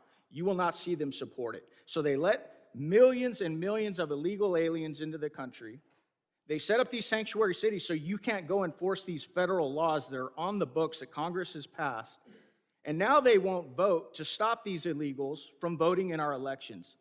If the American people don't understand what this whole thing is about, it's about one word, and it always has been, and that is power. They want power, and they need these illegals to vote in our elections. That's why they don't care about the fraud either, because they need those votes as well. Thank you. I yield back. Gentleman yields back. I now recognize the gentlelady from Illinois, Ms. Ramirez, for 5 minutes of questions. Thank you, Chairman. My mother, a Guatemalan immigrant and an American, taught me that I have the responsibility to look evil in the eye and to fight it back. Mr. Lyon, Mr. Scott, Mr. Edlow, you have used your power to perpetrate great evil. And it's about time you answer this committee for the lawlessness that you've empowered and defended in your testimony. Mr. Lyons, I want to start with you. And I want to talk about ICE. Because under your leadership, ICE has shot and killed Silverio Villegas Gonzalez and Renee Good, violated nearly 100 court orders in January alone. You've used banned chokeholds in more than 40 cases, engaged in warrantless arrests despite of a consent decree, and you used children as bait to put 3,800 children in detention. You created traps for people at immigration court who were following the law and doing it the legal way. And you broke the law by entering into people's homes without a judicial warrant in violation of the Fourth Amendment. Now, let's talk about you, Mr. Scott, and CBP next. Under your leadership, CBP has attempted to execute Marimar Martinez, shooting her 5 times and not releasing the footage that you should release so that we can see the evidence, murdered Alex Preddy, used chemical agents dozens of times in Chicago after a judge ordered you to stop, conducted warrantless surveillance and racial profiling, and acted with total disrespect and disregard for the law while engaging in roving patrols, plate switching, dangerous traffic maneuvers, and observer intimidation. Again, criminals act with that total disregard for the law, and we continue to see it. You would both have us talk about respect for your mission and your agents, but your agencies are unaccountable, paramilitary forces, and I have just as much respect for you as I do for the last white men who put on masks to terrorize communities of color. I have no respect for the inheritors of the Klanhood and the slave patrol. Those activities were immoral then and criminal, and so are yours. And that brings me to you, Mr. Edlow, and USCIS. Truly, USCIS is the most disappointing part of this whole panel for me. Mr. Edlow, let me ask you a question. Is USCIS's mission to uphold America's promise as a nation of welcome and possibility with fairness, integrity, and respect for all we serve? Yes or no? Is that the mission? Congresswoman, the mission is to administer the lawful immigration system. system. Let me move on. So it is not for the possibility of fairness, integrity, and respect. I get that. I want to tell you about Stephen, my constituent, Mr. Edlow. Stephen is a 14-year-old with autism who is seeking asylum. This child has spent 60 days in detention center after he was detained with his dad at a check-in. Let me ask you this. What kind of agency would strip asylum protections from children, even those with pending asylum claims, and deport minors without due process? You don't have to answer that. It's your agency, Mr. Edlow. You are doing that to Stephen, my constituent, an 8th grader. You have abandoned the mission and allowed USCIS to become a tool in DHS's abusive enforcement apparatus, Mr. Edlow. It is shameful to see what USCIS has become. As I've said before, DHS, ICE, and CBP, they're not really rogue. Congress designed DHS to violate our rights under the pretense of securing our safety. I'm gonna say it loud and clear, and I'm proud to stand by what I say. DHS cannot be reformed. It must be dismantled, and something new must take its place. Because if we let DHS persist, it will continue to be a weapon that can be pointed at anyone the government considers the public enemy. And let me tell you, fascism always requires a public enemy. But the power of the people is stronger than the weapons they would wield against us. So Mr. Lyons, Mr. Scott, Mr. Edlow, you have weaponized the government. You have supported a fascist enterprise at the expense of our constitutional rights. You have violated the law. But let me remind you, you will not always be in power. One day, you will be held accountable for your role in this dark moment in America, in our nation's history. I guarantee it. And with that, Mr. Chairman, I yield back. Gentlelady yields back. As I said, the issues we're debating here are important, ones that members feel deeply about. While vigorous disagreement is part of the legislative process, members are reminded that we must adhere to established standards of decorum and debate. Witnesses are here today voluntarily, and I will continue to remind members that while oversight is important, aggressively attacking witnesses personally is inappropriate and not in keeping with the best traditions of our committee. And I now recognize the gentleman from Oklahoma, Mr. Burkeen, for 5 minutes of questions. Thank you, Mr. Chairman. Thank you to the witnesses. I want to start with a display over my shoulders. And this is something that is not specific only to Oklahoma. This is something that every member of this committee, if you will go to the DHS website, every constituent of every member of Congress, if you're curious of really the dark days, I want you to go to the DHS website, and I want you to look at those not far from where you live, moms and dads, the arrest of illegal aliens who were preying on minors. Just because of a really intentional act by Kate Bryan on my staff to go a couple of weeks ago and look just in eastern Oklahoma, on the right side of me here. Just in eastern Oklahoma, I represent almost the entirety of eastern Oklahoma. These are just the individuals. Heinous acts, to include those with children. And yet I want to read you in a wider, to my left over here, what is happening in the state of Oklahoma. This person was picked up. Angel Nick, sexual exploitation of a minor. Renton Andrew, molestation of a minor. Chan Truding, child fondling. Feliciano Garcia, enticement of a minor. Caetano Lopez, statutory rape. Erasmo Avila, rape and lewd acts with a minor.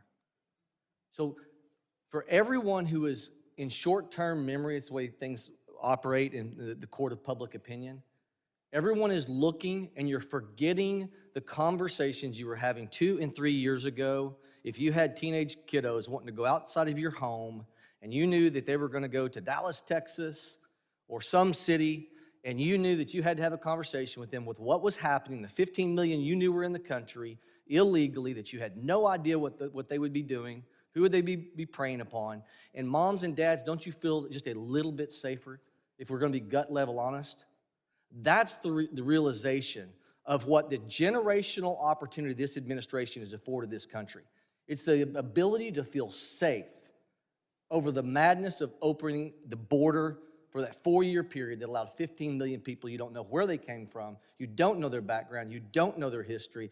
And this that is occurring right now is designed to make sure we have law and order in this country.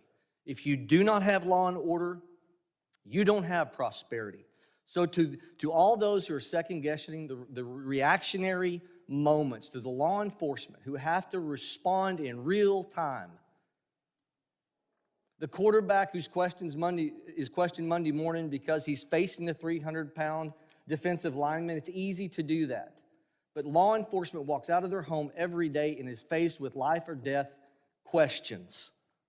And we have to understand they are the ones who are affording us the opportunity for our children to feel safe against these that are in your backyard. It's not just in the north. It's not just in Minneapolis. It's not just in Minnesota. They're in every state in the country. Go to the Department of Homeland Security website and Google your area and look at who's being picked up in your backyard. That's how we recenter this conversation to truth. I want your children protected. I am grateful for this president who wants your children protected and an administration. The same playbook is happening now to create chaos and take your eye off the real goal, which is to secure our communities, to get back to a place of safety. Mr. Lyons, can you describe, because of not allowing these people to stay in jails, these sanctuary cities are letting them go, thousands released from jail because they will not cooperate with ICE. And when ICE tries to execute a detainer, ask them to hold a criminal illegal alien for potential deportation, how is this compared with other non-sanctuary city regions in the country? Sir, it's night and day. With the jurisdictions that we do have cooperation, we're able to take that individual in a safe, secure environment. Not only is it a safe, secure environment for the officers and agents, but it's also for the individual and the community, because we only need 1 to 2 officers to make that arrest, where now we're historically 5 or 6, we need up to 15. From what you've seen in terms of protests in Minnesota and elsewhere, do you get the sense these agitators are trying to provoke your agents into reactions? Yes, sir. Can you expound upon that? We've seen multiple times, and unfortunately, we saw like the shooting in Dallas, where agitated groups use apps to identify the location of ICE officers, sometimes prior to even the law enforcement action begins, and sometimes using those apps put the officers, and as well as other federal agencies and local agencies with them, in danger because it exposes the fact of where a law enforcement operation is happening. Mr. Scott, can you describe how the 300,000 children, the UACs, unaccompanied minors, that we're trying to find them, how these protests are stopping us from being able to recover those? Gentleman will respond in writing to that question. I now recognize the gentleman from New York, Mr. Kennedy, for 5 minutes. Thank you. Mr. Lyons, your written testimony today does not make one single mention of Renee Nicole Good or Alex Preddy. Not one. 2 American citizens have been murdered at the hands of your agency, and you have deliberately chosen under oath before Congress to ignore these tragedies.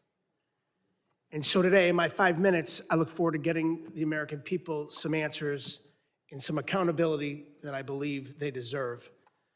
Mr. Lyons, I have some simple yes or no questions. Do you believe the U.S. Constitution provides due process for everyone in this country?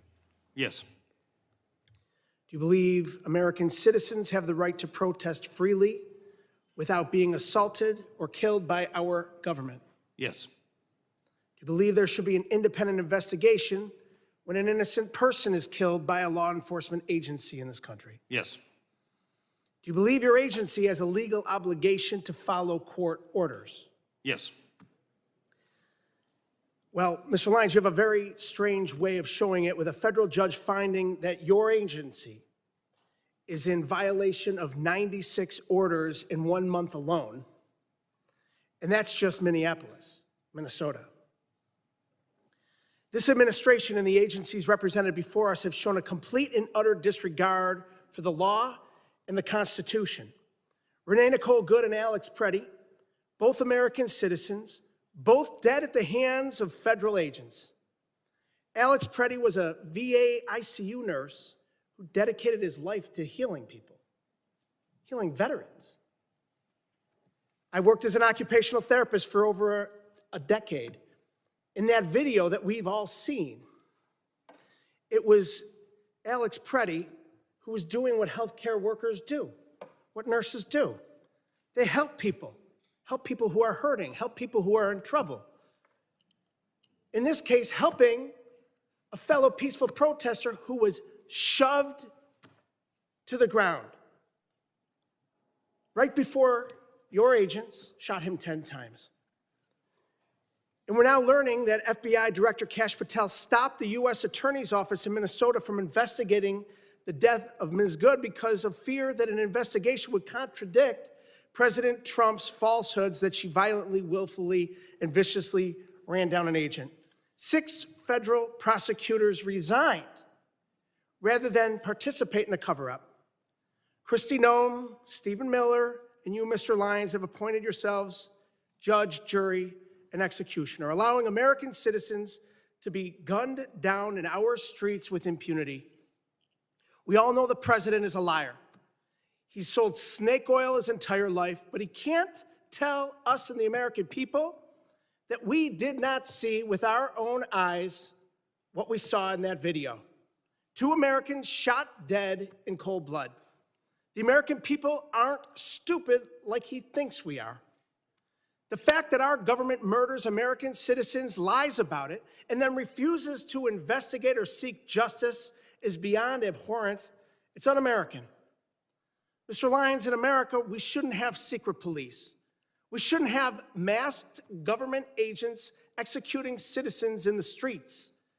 The Constitution does not give your agency the right to hide their faces while they kill Americans. Will you commit, yes or no, to immediately unmasking every agent conducting immigration enforcement and requiring them to wear standard uniforms with identifiable badges? No.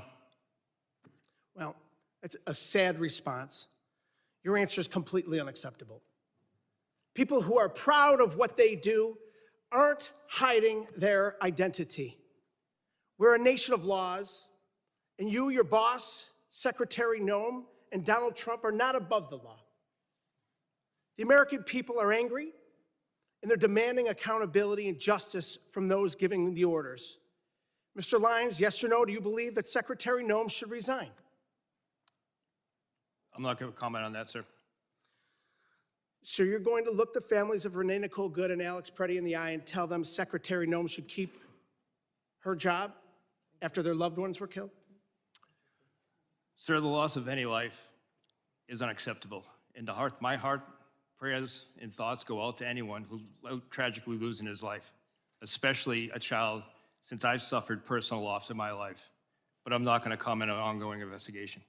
Well, Mr. Lyons, the American people are watching. Your unwillingness to demand accountability from your own leadership speaks volumes. 2 American citizens are Gentleman's dead. time is expired. The American people deserve Gentleman's accountability. time is expired. Members are reminded that we must adhere to established standards of decorum in debate. It is a clear violation of the rules of the House to make statements that might be personally offensive to the President or the Vice President of the United States. I now recognize the gentlelady from South Carolina, Ms. Biggs, for 5 minutes of questions. Thank you, Chairman Garbarino, and thank you to our witnesses. A big thank you for what you do each and every day to secure our border and to carry out the will of the American people. You know, this Trump administration and the CBP and ICE, they've done a stellar job of securing our border. And we can just look at the numbers. They tell the facts. Crossings are down from a high of over 300,000 a month under President Biden to around 10,000 a month under President Trump. However, the lax border policies of the Democrats have flooded our country with tens of millions of illegal immigrants. This invasion was facilitated by sanctuary cities. Most cities will hand over criminal aliens with a deportation order to ICE, but sanctuary cities refuse to do so, often releasing them back into the public around our communities, our children, and making it unsafe. Cities like Minneapolis pick and choose which laws they want to enforce, and by doing that, they place our federal law enforcement in danger, forcing ICE agents to make arrests out in public, something that could be avoided if sanctuary cities simply cooperated with the federal law. At the same time, radical leftists have stirred hysteria over routine immigration enforcement, calling immigration officers the secret police and even the Gestapo. Let me be very clear. This rhetoric has consequences. Between 2024 and 2025, we saw a more than 16,000% increase in threats of assault against immigration officers, and over 8,000% spike in death threats targeting those who enforce our laws. In Minnesota alone, there have been over 60 threats and 20 assaults to ICE officers. Just think about that if you were going to work every day and had to deal with that. Sanctuary cities, they choose criminals over citizens. My bill, the Mobilizing Against Sanctuary Cities Act, would cut off every single federal dollar to any city that helps illegals instead of law enforcement. Mr. Lyons, my question is to you. Why should taxpayers fund far-left politicians who put your agents at risk? Ma'am, unfortunately, what we've seen over and over is just the fact that there's so much rhetoric out there against the work the men and women of ICE have done. Again, going back in my career, this is my second decade, multiple administrations, and it's never been like this. And the actual public safety impact that the men and women of ICE do every day is significant, and it should still be true for all 50 states. Thank you. So I want to take it a little closer to home. What's happening in my district, the 3rd District of South Carolina, it should alarm every single individual. These are real crimes committed by individuals illegally in our country, right here in our communities, confirmed by the Department of Homeland Security. We heard a little bit from my colleagues earlier. So let me just give you a few of the worst. Vehicular homicide, child cruelty and indecent exposure, armed robbery, assaulting a police officer with a weapon, and making terrorist threats. And I could go on and on. We're also seeing convictions for drug trafficking, burglary, forgery, repeated illegal re-entry, and more. And this is what I consider chaos. And it's the direct result of open border policies that put American lives at risk. But amid all of this, we're seeing true heroes step up. Our federal immigration officers are on the front lines of securing safety and prosperity for us and for our children. They've been given a difficult task, but they are up to the job and certainly meeting the demands. We stand behind our immigration officers and their historic mission to restore the rule of law to the United States. And right here at home, our local law enforcement is rising to meet the challenge, and I'm very grateful to them. So just look at Anderson County Sheriff's Department, which you'll see in the photo behind me, which recently seized 180 pounds of cocaine. That's 180 pounds of deadly drugs that will never reach our streets, thanks to the courage and commitment. So I just want to say thank you, and I'm grateful for the job that you do. Gentlelady yields back. I now recognize the gentlelady from New Jersey, Ms. McIver, for 5 minutes of questions. Thank you, Mr. Chairman and Ranking Member. Mr. Lyons, as the senior official lead in ICE enforcement, much of today's scrutiny falls on you, and it should. We have seen repeatedly that Republicans, Trump administration, its DHS, and your agency will do absolutely anything to avoid answering for your actions. When I showed up to inspect Delaney Hall, a private prison that you contract with, ICE tried not to give us an oversight tour. Then, instead of taking accountability for ICE's attempts to keep us from seeing this facility's conditions to know if people's basic rights were being upheld, this administration is doing all they can to try to put me in prison for 17 years. When ICE shot and killed Renee Good, Kristi Noem called her a domestic terrorist. When Alex Preddy, you all tried to tell us he was threatening officers with a gun, but all we saw was a phone. This administration's clear lies fell apart, not because someone had a come to Jesus moment, but because we saw these murders from every angle. You are only here because public outrage has become so unavoidable. You are here, Mr. Lyons, because white people are getting shot in the face and chest when the cameras are rolling. Because now my Republican colleagues care about optics. But when Keith Porter Jr., a Black American citizen, a son, a father, and a man loved by many was killed by an off-duty ICE agent on New Year's Eve, there were no hearings. So this is for him today. In my district, Jean Wilson Brutus, a Haitian immigrant, a beloved family man, died within 24 hours of being in ICE custody. He is just one of more than 30 people who have died in ICE custody last year. This is for all of them. Every human being your rogue, out-of-control agency has hurt, hunted down, imprisoned, killed, and continue to hold hostage even after they have agreed to be deported. We know this administration doesn't care about protecting people or sparing lives. We all see so plainly what you are doing, what you have been doing to Black and brown folks, immigrants, people silenced in the shadows, now in broad daylight to people peacefully rejecting your cruel agenda in the streets, which is their right to do. This is the despicable but predictable result of an agency that laughs at oversight, receives billions to deploy lethal force on our neighborhoods, and seems to believe that they are above the law and should be without accountability. This administration believes it can act first, explain later, or hell, never explain at all, as we see here today. You all seem to think you are the highest power who decides which people deserve dignity, protection, due process, but you are wrong. We are here for answers. We are here for accountability, and we are here because people are dying. Let me repeat that. People are dying, and you don't seem to care. So, Mr. Lyons, I've heard my colleagues ask many questions over and over again, and you cannot answer them. So let me ask you some questions that you may be able to answer. Mr. Lyons, do you consider yourself a religious man? Yes, ma'am. Oh, yes. Okay, well, how do you think Judgment Day will work for you with so much blood on your hands?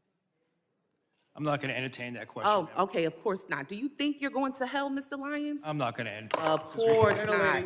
How many The government gentlelady will agencies- suspend. The how many- gentlelady will suspend. Chairman? A gentlelady will suspend. As I said, the issues we're debating here are important to ones that members feel deeply about. Thank you, While Chairman. vigorous disagreement is part of the legislative process, members are reminded that we must adhere to established standards of decorum and debate.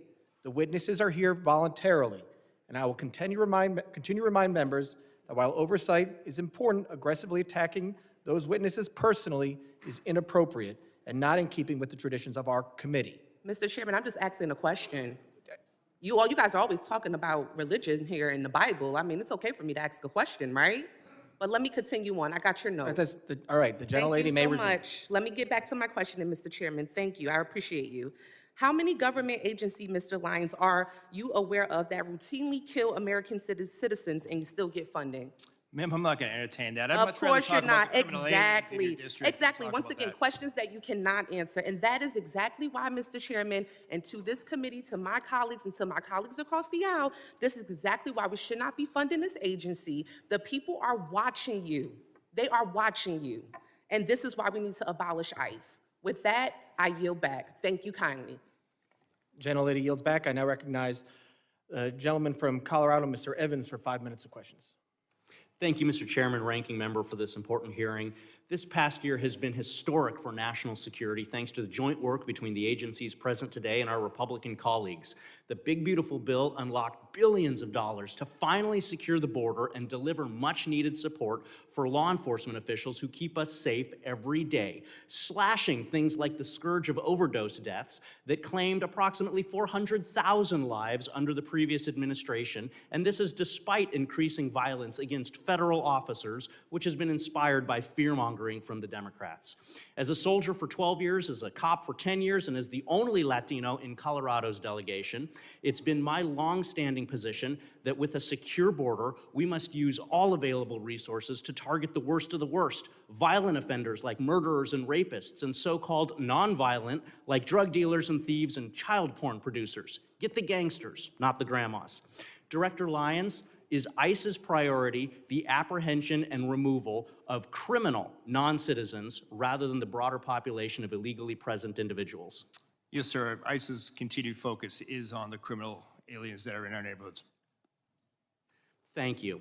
Unfortunately, Democrats in my state in Colorado champion soft on crime sanctuary policies at the state level and in cities like Denver, which borders my district. These policies not only impede federal investigations that target cartels, gangbangers, entities like Tren de Aragua, MS-13, the Sinaloa cartel, but they also endanger our communities by releasing dangerous criminals back into the streets who continue to traffic drugs, steal cars, intimidate families, and recruit children. In fact, fentanyl overdose rates in Denver are going up in 2025. It's common sense that when local or state police arrest an individual for a crime, those officers should be able to obtain basic information about the arrestee, and those state and local officers should then be allowed to share information with federal law enforcement to communicate threats, honor detainer requests, and work together to ensure national security and public safety. So, Director Lyons, can you please explain how ICE works around sanctuary policies to go after the worst of the worst? And do these sanctuary policies that release criminals back into the community increase or decrease ICE's presence in the community and the temperature of the interactions that ICE has with the community? Sir, when we deal with sanctuary jurisdictions, we do have to have more law enforcement officers in the street.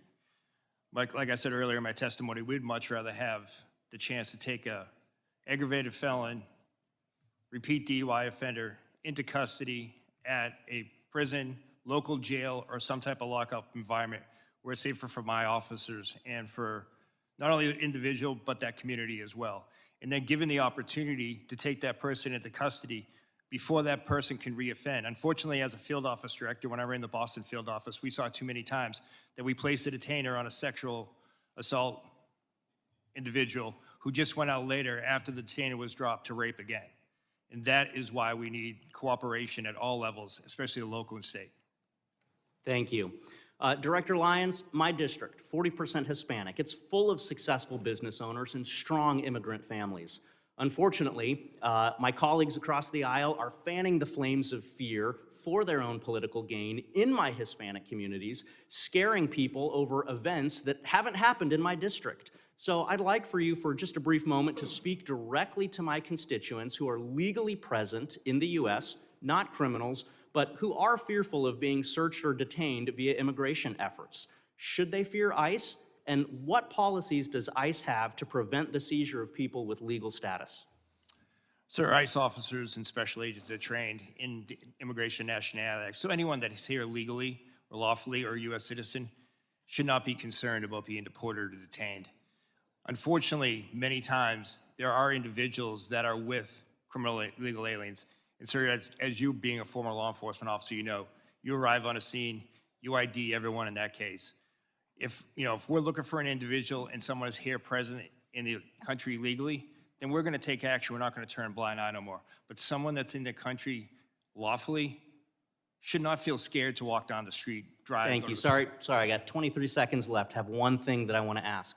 As a cop, if I had an arrest warrant, there's a difference between arrest warrants and search warrants. If I had an arrest warrant for an individual and I thought they were in the house, or if I was assisting social services with a child removal, I still had to have an arrest warrant to go in the house. So I have many questions about the memo saying that you don't need a warrant to go into the house. Will you commit with me at a later date to discuss this? 100%, sir. I would look forward to sitting down and discussing that. Yield back. Gentleman yields back. I now recognize the gentlelady from Texas, Ms. Johnson, for 5 minutes of questions. Thank you, Mr. Chairman. I would like to, Mr. Lyons, I wanted to just follow up on a statement that you just made, which is that if you're here legally and lawfully, you should not worry. I think the problem is there are many, many immigrants that are here legally and lawfully that are very worried because they have been snatched off the streets. They have had their face beat in by ICE agents. They've been yanked out of their car. They've been driven around and harassed. And so that is, I think, at the end of the day, the key nut of the crux here, which is that, unfortunately, there is not just this focus on criminals and that people who are here in legal status. And for example, I have an example of this that I'd like to highlight for you. Back in October, Maher Tarabishi, a North Texas resident who was allowed to be in this country legally and was under a supervision order to check in on an annual basis since 2008. and did that because he had an adult disabled son.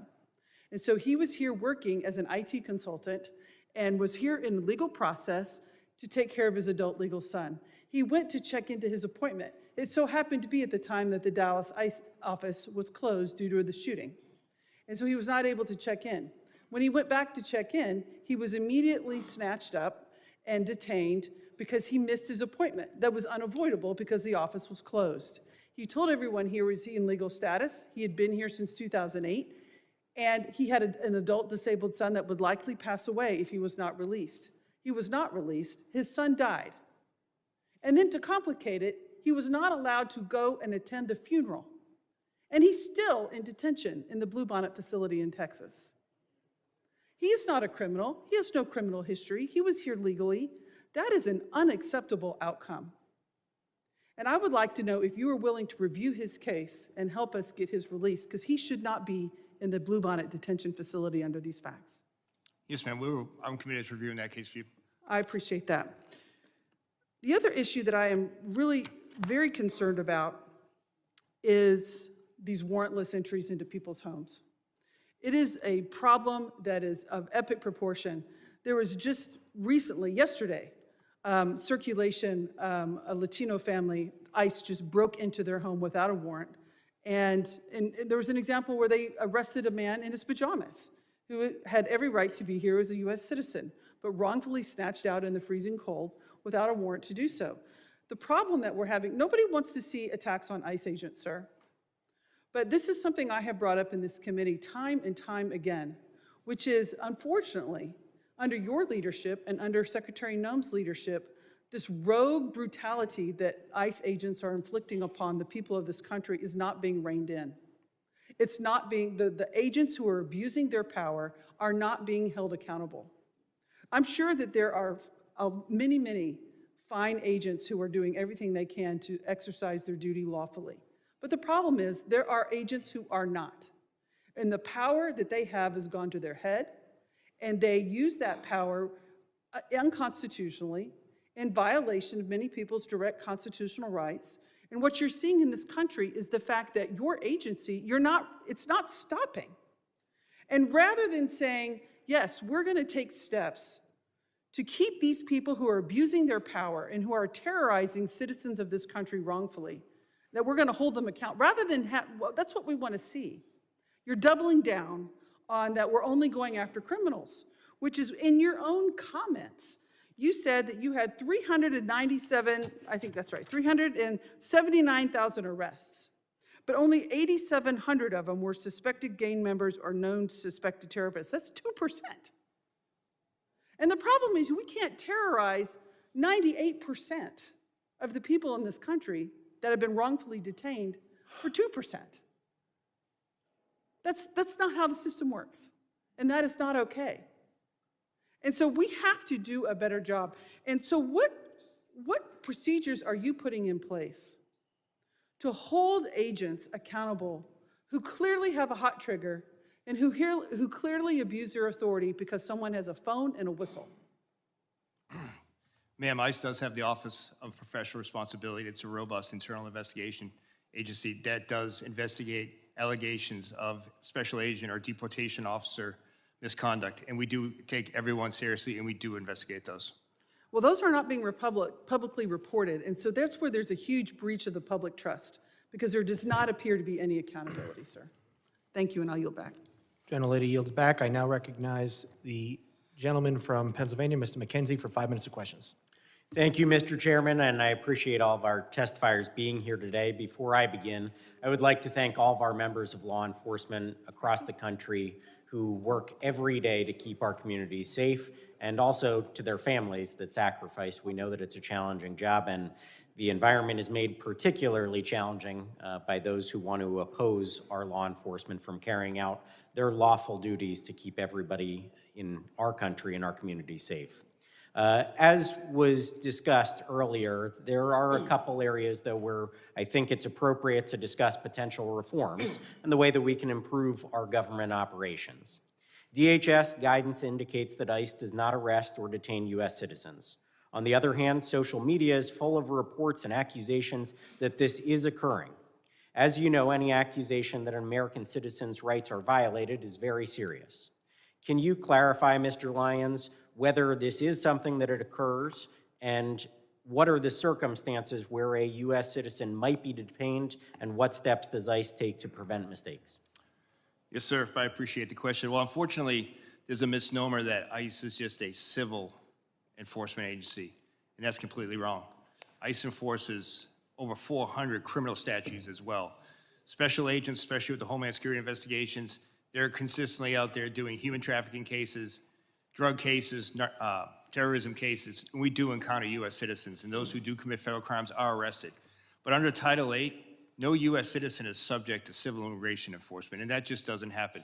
There are multiple safeguards in that way, and if a U.S. citizen is detained in the course of an immigration investigation, they're quickly released. We don't take action on American citizens. If it does occur where a U.S. citizen is detained during the course of another investigation, how is that documented and conveyed to the public about the fact that this did occur and what the circumstances around that were? So, sir, if you say it's a separate investigation, if it comes to a criminal case, obviously a lot of those are under seal or ongoing investigations. We won't expose that. But we're transparent in the case when it comes to any U.S. citizens that's detained in any law enforcement operations that's subsequently arrested.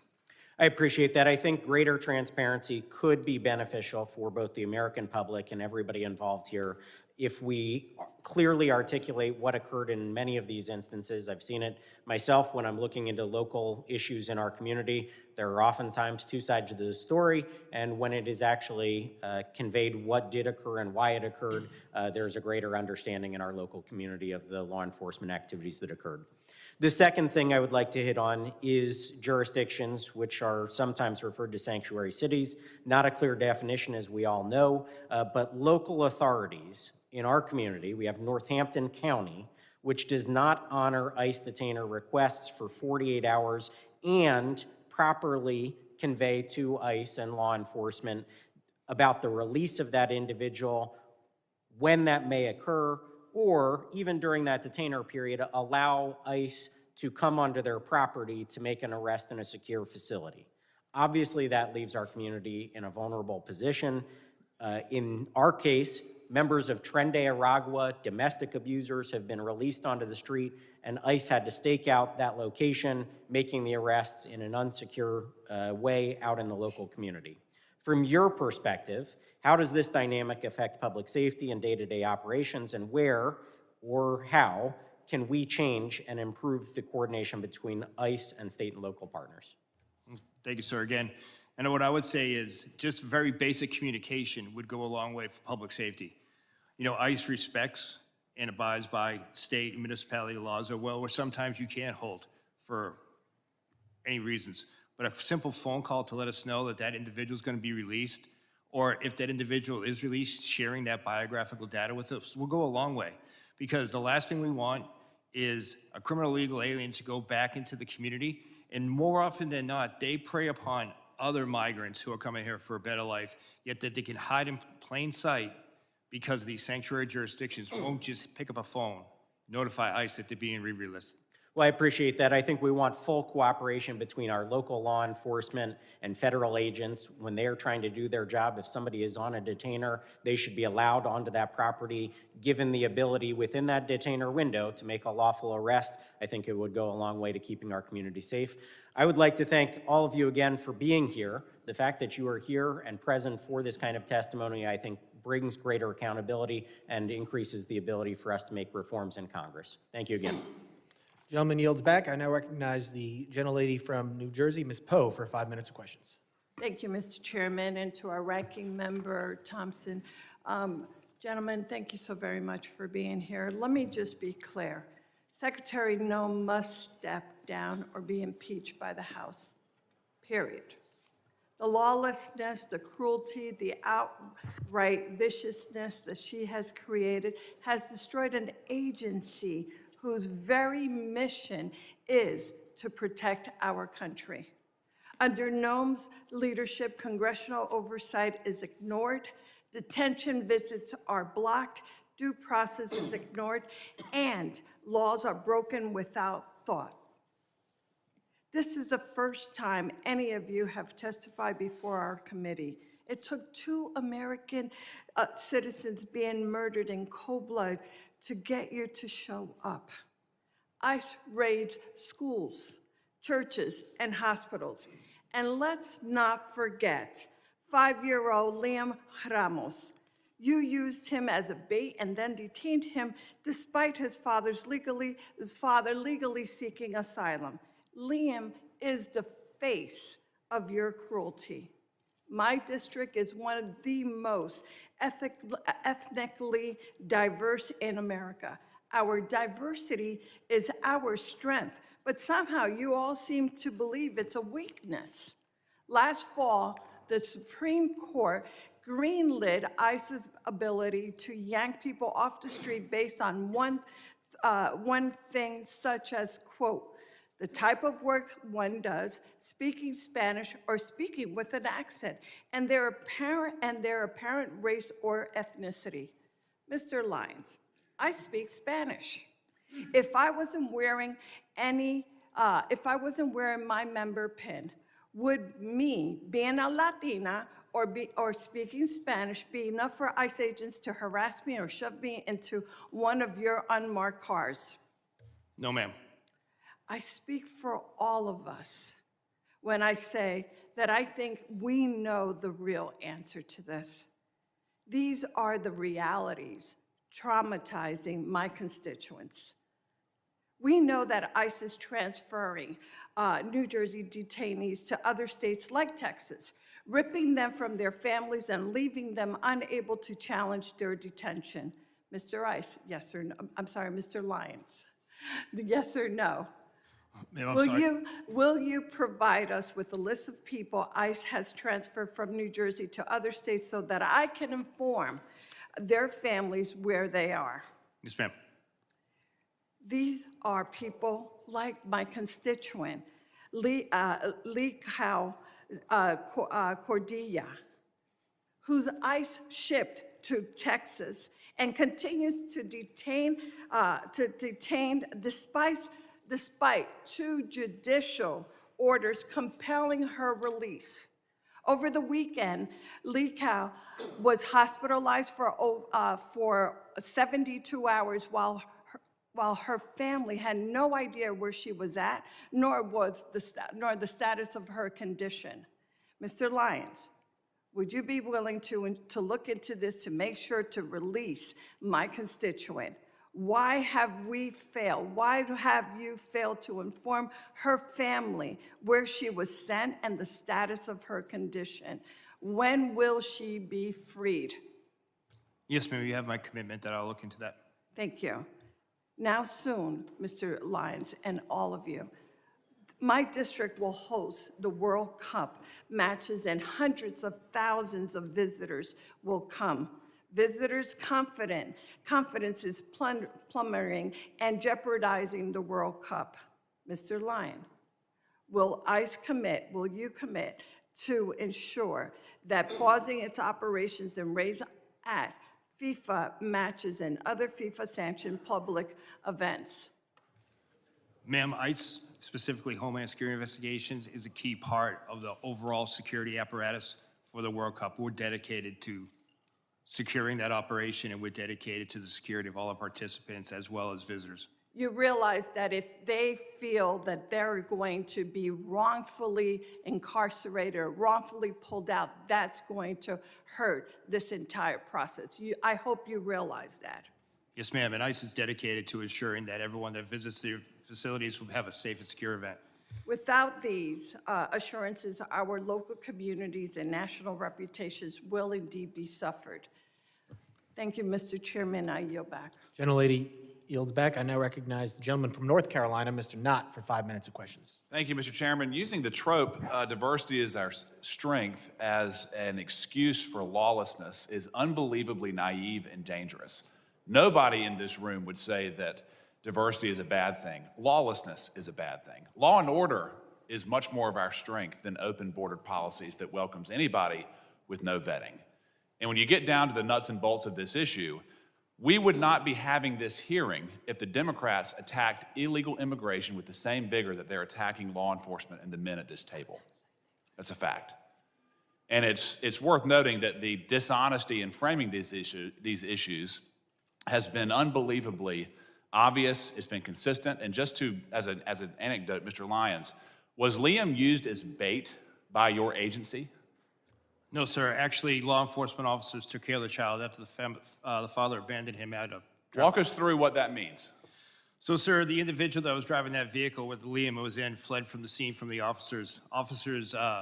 He was obviously upset. We comforted him. The officers actually placed him in one of our vehicles, played his favorite song, favorite music. Then they took him to McDonald's. You all got him McDonald's. So you all did not abduct him. You did not use him as bait. Any characterization of that is a lie. And it has been repeated over and over by the Democrats to frame your agency. You know, it's worth noting again that the Democrats fought to prevent any vetting of 20 million illegal immigrants into this country over the last 4 years. They attack agents rather than those who are assaulting agents today. They continually misframe what's happening in the ground. They continually malign the law enforcement officers who are providing legal structure to otherwise lawless landscapes in this country. And it's worth noting that there have been roughly 2 million people in the country who have been removed in the last year, some voluntarily, and then some by forced deportations. We've heard roughly about 25 cases of alleged abuse. Some of them, as I just pointed out, are dishonestly framed. But let's do a favor to the Democratic side. Let's increase that number by 1,000 times. 25,000 cases of alleged abuse or improper protocols. We are still operating at roughly 99% proficiency. Given the scale of the problem, the scale of the solution that you all are operating under, your agents are doing a remarkable job, and I thank you. But one issue that I want to talk about is this idea of sanctuary policies. Sanctuary policies is not just a passive relinquishing effort. It's an active obstruction. Isn't that true, Mr. Lyons? Yes, sir. And what I mean by that is, when I say it's an active, to be specific, there are sanctuary states and cities that will release violent criminals rather than handing them over to pursuing federal law enforcement. Isn't that correct? That is correct, sir. I left the hearing a few moments ago just to find a quick example. Here's one right behind me. Just 30 hours ago, an illegal alien arrested for stabbing an American in the back. He was charged with attempted murder. He pled to a lesser offense. The feds wanted him, sought a detainer, and then rather than hold him for your agent's pickup, he was released back into the streets of Maryland. That is not an unusual action from local hostile law enforcement, is it, Mr. Lyons? No, sir, that's what we face every day. So we've heard the Democrats complain that we're not getting the worst of the worst, but their sanctuary jurisdictions that control roughly 40% of this country's population will actively release sex predators, drug dealers, violent offenders, rather than hand them over to you for deportation. And these are people who are already in custody. Am I correct, Mr. Lyons? Yes, sir. The individuals were already deemed a public safety threat by local or state law enforcement. And then when they get a federal detainer, they will release them on the street rather than turn them over for deportation. Yes, sir. It's disgusting. Mr. Scott, I want to talk to you briefly. I'm running out of time. How many cities does your agency operate in? We operate nationwide. Why is it that there is so much tension in Minneapolis, St. Paul right now? Because paid agitators are actively trying to stop law enforcement action. Without that, you wouldn't even have any idea most of these arrests were taking place. In many parts of the country, local law enforcement assists your efforts to bring legal structure to these lawless areas. Isn't that correct? That's correct. And when order is maintained, you can do your job peacefully, correct? Correct. And all we've ever asked is for law enforcement to do their job, not necessarily. In Minneapolis, St. Paul, local law enforcement in some cases have been prohibited from maintaining order so you can do your job. Isn't that correct? Correct. Gentleman's time is I yield back. expired. Thank you. I now recognize a gentleman from Virginia, Mr. Walkinshaw, for 5 minutes. Thank you, Mr. Chairman. Director Lyons, your opening statement referenced the importance of protecting children, and I'm glad to hear your commitment to that. I want to focus on one of President Trump's mass deportation policies that the experts say harms children: child detention. In this administration, under your watch, ICE has booked nearly 4,000 children, and 1,000 of them have been held longer than the court-ordered 20-day limit. Recently, ProPublica obtained handwritten letters and drawings from children detained by ICE. These are letters from children describing what it feels like and what it does to them when the government locks them up. This is Ariana. She's 14 years old, detained for 45 days. Since I got to this center, all I feel is sadness and mostly depression. This is Mia, 7 years old. I don't want to be in this place. I want to go to my school. This is Scarlett, 17 years old. I feel very bored and overwhelmed because I am locked up. This is Gabby, 14 years old. I feel so much sadness and depression of not being able to leave. This is Maria, 9 years old. Me and Dilly am not happy. Please get me out of here. This is a 12-year-old going to the doctor, and the only thing they tell me is drink more water. The water here is what makes people sick. And this one got me, Mr. Lyons, because this is a 5-year-old, Luis Annie. My son's 5. He can't write many words, but he can communicate through drawings like this. This is a picture of Luis Annie's family. And you might be able to see that none of the faces are smiling. Child detention is not required by law. You know that. It's not the only option available, and it's not effective. We know that community-based alternatives can ensure compliance with proceedings without traumatizing these children. Yet, you continue to detain and hold children for weeks or months, depriving them of school, stability, leaving them afraid, sick, and confused. And one of the key reasons for your mass detention, including the detention of Liam and his father, is to pressure people to give up their legal opportunities and pathways to remaining in the United States. Liam's father was following the rules, following the legal process with a valid claim. Let me be clear. No child, not Liam Ramos, not Gabby, or any of these children should be used as pawns in Stephen Miller's sick and twisted Great Replacement agenda. Mr. Lyons, in 2025, the British Journal of Psychiatry analyzed all of the data on the impact of immigration detention on children's health. Have you read that study and analysis? No, sir, I haven't. You're the director of you are not familiar with that literature. No, sir. You could tell me, I'm sure, chapter and verse on the tactics and the equipment that your agents use, military-style equipment across the country in American cities, but you don't know anything about the literature of the impacts of your policies on children. You haven't read it. No, sir. The Flores Agreement, I'm sure you know that, sets a 20-day limit on detaining children. You and the Trump administration are trying to terminate that agreement. How long would you like to hold children? 20 days, 40 days, 60 days, 100 days? What's the right number, Mr. Lyons? So we wouldn't like to hold any children. We would like to remove that family unit together safely and humanely and as quickly as possible. Thank you. Since you haven't read the literature, let me tell you what it says. Detention harms children. No period. No period. Not 20, 40, 75 days that you're holding children can be deemed safe. All detention of children has adverse impacts and is profoundly detrimental. Your policies are profoundly detrimental to children. I yield back. Gentleman yields back. I now recognize the gentleman from California, Mr. Fong, for 5 minutes of questions. Thank you, Mr. Chairman. Thank you all for those who are here testifying. I want to thank you to you and your teams and your personnel for what you do.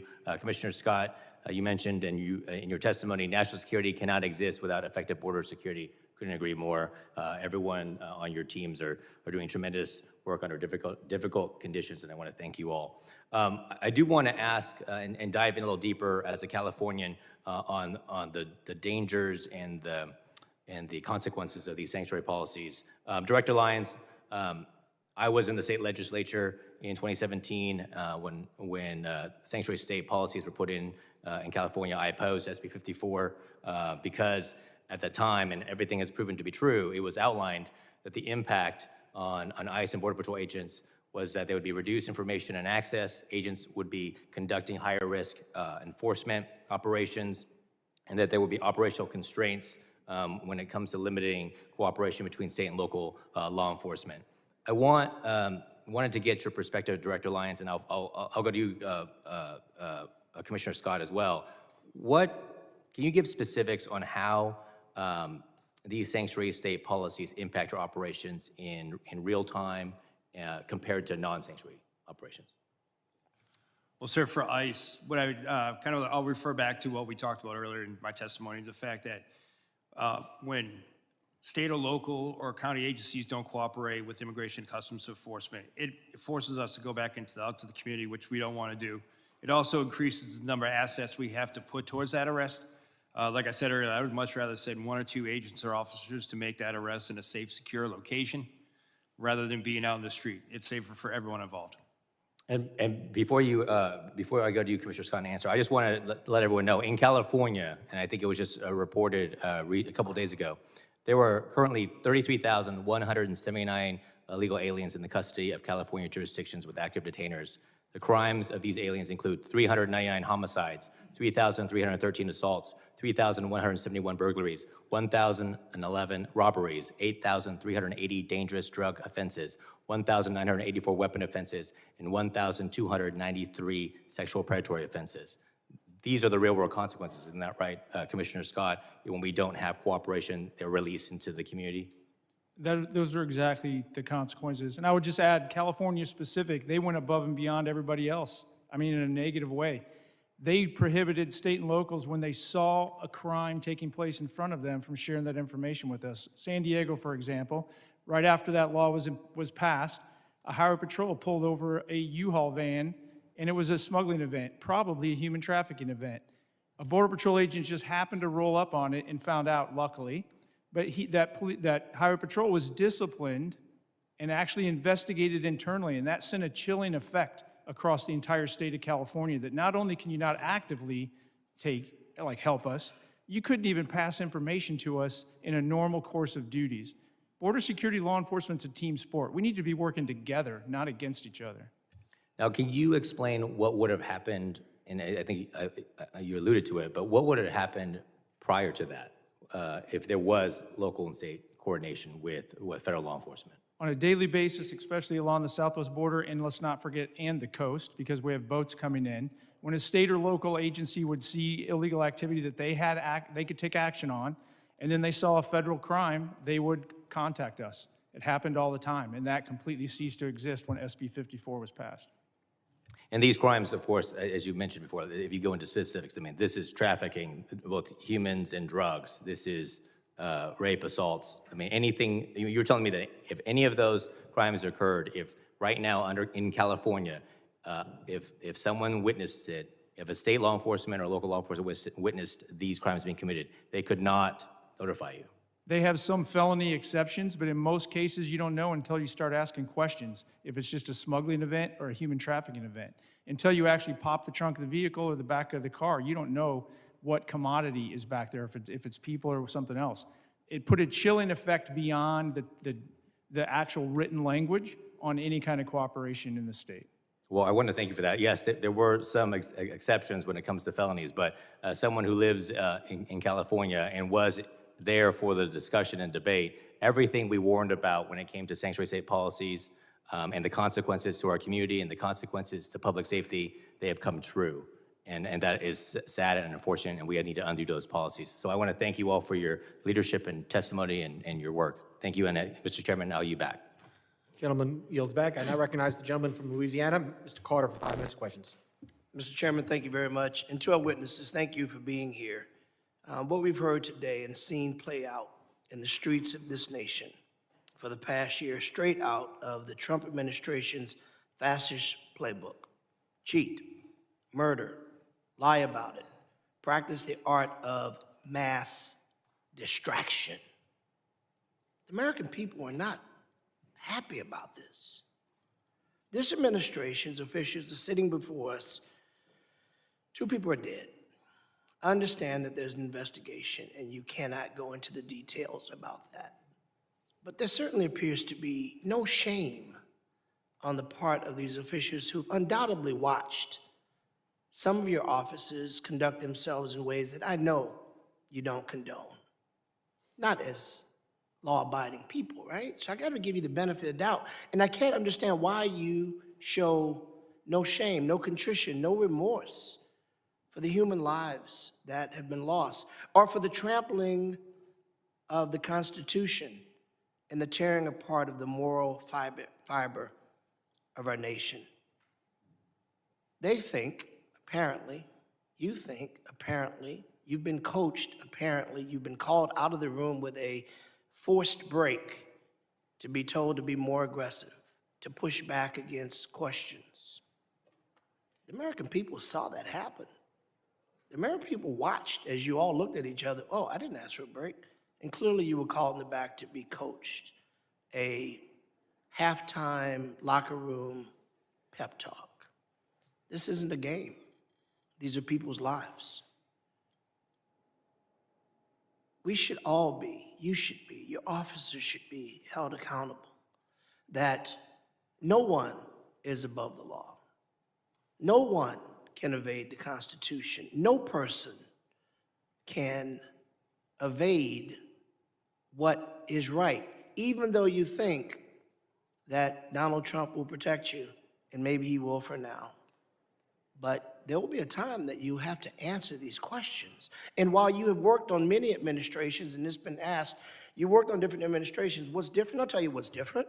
The approach of how you conduct it, your search and seizure. The reason there were so many others and there were not riots was because people were not being trampled. You had trained officers who knew the art of de-escalation. They understood the rule of law. They understood the Constitution. Yet now we continue to hear lies. Last year, I took members of Congress on an oversight visit to ICE facility. We were told certain things that turned out to be patent lies.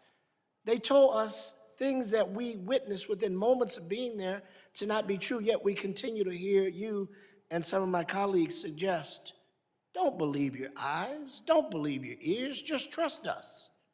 Well, the American people can see. And this notion that Democrats don't want enforcement, those are talking points that are wrong.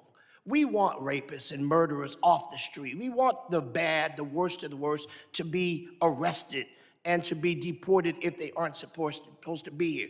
What we don't want is citizens running down the street being chased by ICE agents, people being shot on the streets by rogue officers who are in fact American citizens. What we don't want is to see people like Ms. Good or Mr. Preti simply doing what we often say, if you see something, say something.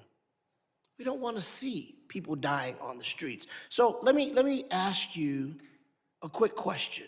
Mr. Lyons, has ICE ever detained an American citizen such as they are not free to leave, whether it is on the sidewalk, the street, or thrown into the back of an ICE vehicle because they looked or sounded a certain way, even though they said they were American citizens? Yes or no, quickly, I only get 38 seconds. No, sir. That's never happened before. That we've arrested one? No, sir. We've detained individuals to verify identity, but we haven't arrested or deported. No, sir. Detain, arrest, check it out. It's Yes, sir. the same thing, right? All right. What does an undocumented person look like or sound like? Does it look like Mr. Garbarino? Does it look like me? Could look like anyone, sir. Okay, well, how are you training your people? Because you've said and others have said, if they sound a certain way, they look a certain way, we're going to stop them. That was quoted by your people. What do you say to that? Sir, what I say is that ICE does criminal targeted enforcement based on intelligence, and we don't use the color of skin or accents for that. So the person who said that was wrong. Yes? We'll let the person said that was gentleman, get that answer in writing. His time has expired. We will now recognize the gentleman from Tennessee, Mr. Van Epps, for 5 minutes of questions. Thank you, Mr. Chairman, for holding this hearing and to our witnesses for testifying today. I want to commend the job the Trump administration and you gentlemen are doing to secure the border, enforce federal immigration laws, and keep dangerous criminals off our streets. Under President Biden, we saw unprecedented levels of illegal immigration, and many of those who came across the border were connected to transnational criminal organizations and have continued to commit crimes while in the United States. Despite doing everything they could to secure our borders, our brave CBP officers and Border Patrol agents were undermined at every turn by the Biden-Harris administration. Yet under President Trump, CBP, Border Patrol, and ICE have been empowered to do their job and fulfill their mission. As a representative from Tennessee, I can't help but compare operations in Minneapolis to those in Memphis. Federal law enforcement operations in Memphis have been successful by every standard and metric, with Memphis State Task Force arresting over 6,000 people. And while immigration enforcement isn't a stated goal of this task force, there is no question that it is also taking place. The successful operations are due in large part to the outstanding leadership of Governor Lee, who has worked closely with federal partners. Over the last year, the Trump administration has arrested numerous gang members, pedophiles, and drug traffickers in Memphis, with little fanfare or interference from activists. As a result of this cooperation, murders in Memphis are down by 47% since President Trump took office, and overall violent crime is down by 30%. In May of last year, ICE enforcement and removal operations worked with Tennessee Highway Patrol and DHS components to successfully arrest 196 criminal illegal aliens across the greater Nashville area. I am grateful for the role the members of the Tennessee Highway Patrol played in that operation, and their cooperation has made my district significantly safer. Since then, over 56 partnering agencies are working together alongside ICE to keep Tennesseans safe. ICE has carefully highlighted the worst of the worst criminal aliens it has arrested. Today, I will be entering into the record nearly 120 illegal aliens that have been arrested in Nashville, with rap sheets ranging from identity theft to drug smuggling, larceny to arson, and robbery to rape. Federal agents are executing their mission to defend American citizens and protect our communities. The major challenge we've seen in Minneapolis and similar cities are directly caused by sanctuary city policies and the refusal of local leaders to enforce the law, preventing local law enforcement from working with ICE. This leaves ICE and others unsupported, having to manage protesters and domestic friction in addition to their actual mission of enforcing immigration law. Local law enforcement is crucial to facilitate the mission. Director Lyons, contrast ICE's experience in Minneapolis with other cities around the country, including Memphis and others, that have agreements to work with ICE. What can successful partnerships with local law enforcement and other partners look like? Sir, thank you. I would say that Memphis is a prime example, and I have to give credit to the U.S. Marshal Service that's leading that operation. Homeland Security investigation agents are out there every day with the men and women of Tennessee Highway Patrol, Memphis Police Department, and the reduction in crime has been significant. But if you look across the country, almost in every state, we do have cooperative jurisdictions. If you look at Texas, we have outstanding cooperation. You don't see any riots or anything like that. You see side-by-side law enforcement working together as it would be. If you look at the state of Florida, state of Oklahoma, state of Louisiana, all across the nation, we do have that. And what it is public safety. Thank you. Next, I want to commend the Trump administration for locking down our southern border. A year ago, it was a highway for illegal aliens and illicit materials. Today, it is secure and closed. Commissioner Scott, as Congress and the Trump administration enabled DHS to secure the southern border, how are cartels and other criminal organizations adapting to effective border enforcement? They're going to continue to push back. I think some of it is in these protests, because if we can shut down interior enforcement, that allows them to basically market their goods, if you will, to smuggle people in. And they need those people to be distractions, because without it, they have to start digging $1 million tunnels, Without it, they have to spend a bunch of money on drones, which we're countering. But without it, they have to go out into the ocean where they stick out like a sore thumb, and we're increasing our radars on the West Coast and increasing our air coverage. Basically, it affects their bottom line, and it makes it harder and harder for them to bring their poison and anybody that wants to threaten this country that's willing to pay them here. Thank you. Mr. Chairman, I move to submit for the record a list of DHS worst of the worst in Tennessee, 3 quotes from Tennessee's 7 sheriffs supporting ICE, and 5 news articles germane to the hearing in Tennessee. Mr. I yield back. Without objection. Gentleman yields back. And I recognize the gentleman from Texas, Mr. Green, for 5 minutes of questions. Thank you, Mr. Sorry, Mr. Chairman. Can you hear me now? Is it? The microphone right there. Well, will you give me a moment to get a bit closer, please? Thank you, Mr. Chairman, and I say it sincerely. I believe this is a most valuable hearing, and I'm honored that the ranking member would be here with us to accommodate us, as is the case with you. Mr. Lyons, is it true that you have a criminal justice degree, a bachelor's degree in criminal justice? Yes, sir, it is. Is it also true that you have a master's degree in criminal justice leadership? Yes, I do. And would you, as a professional with 2 degrees in criminal justice, indicate to us that if an officer commits murder, that officer should be prosecuted? Sir, any law enforcement misconduct needs to be investigated and prosecuted. Investigated and prosecuted. And have you seen the widely published video of the killing of Mr. Alex Preddy? Yes, sir. And sir, my assumption is that if I ask you whether this was an injustice, you would say you cannot comment because of an ongoing investigation. Is that a fair statement? Yes, sir. And what is the rationale for not responding to an ongoing investigation? Sir, I don't want to impede or prejudice the investigation. No, not this one. Any, in your profession now, but any investigation. What's the rationale? Not this one, any. Same for any investigation, sir. I don't want to. You would not want to I don't want to tell us- bias or put my finger on the scale of any investigation. You not. What's the rationale for your not testifying about it is my question. I don't understand your question, sir. What does the law say? What is the rationale? What harm would it do if you testified? Because I don't have the full facts of the case yet, sir. Exactly, that's what I expected you to say. You don't have the full facts. Thank you. And I assume you would agree with this, Mr. Scott, is this true? Yes, sir. And Mr. Edlow, you would agree? I assume so. I'm not a professional in law enforcement. Well, but I'm an you're a attorney. professional person with a degree of intellect such that you can comment on whether or not. Well, I this certainly cause would harm. not comment on anything. Not a specific case. We're talking about now any case. Would you agree that it would cause harm for you to testify before there's an investigation? Certainly without having all the facts. All right, surely you would agree. Which brings us to Secretary Noem. Secretary Noem accused Mr. Preddy of brandishing a firearm while wishing to inflict harm on the officers.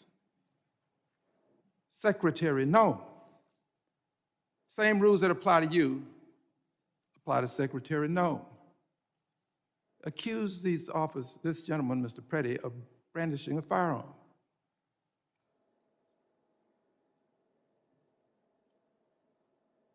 Secretary Noem doing this when she did without an investigation. We have to agree that there's not been an investigation. I don't think I have to ask you that. Not a complete investigation that we know of anyway. She did it right afterwards. Having done this, she is violating this very basic principle that you have called to our attention today.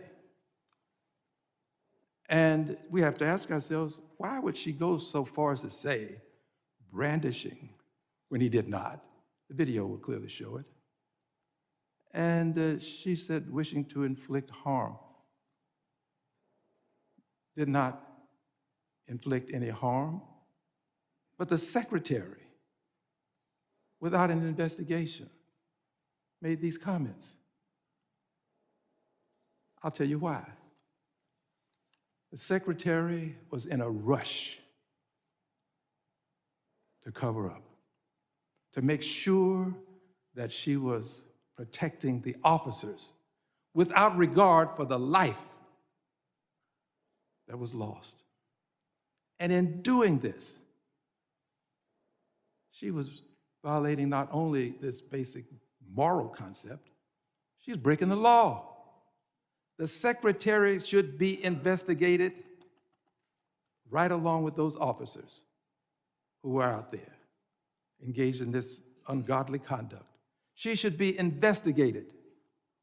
And in my opinion, based upon my observation, secretary should not only be investigated, the secretary should be prosecuted right along with those officers. This man did not brandish. This man was not armed. This man did not attempt to hurt those officers. They should all be prosecuted. And you persons associated with the Trump Gentleman's time administration say is lock her expired. up. I say lock her up. Gentleman's time has expired. I now recognize the ranking member for UCs. That's correct, Mr. Chair. Mr. Chairman, I ask unanimous consent to insert two statements for the record. One submitted by the Refugee Council USA and the other from the Baptist Joint Committee on Religious Liberty. Without objection. Mr. Chairman, on behalf of Ms. Ramirez, I ask unanimous consent to include in the record 3 articles. One, a Chicago Sun-Times article describing how U.S. Border Patrol has separated a family. Number 2, an ABC 7 Chicago article that describes how ISIS warrantless arrests in Chicago has been ruled unlawful by a federal judge.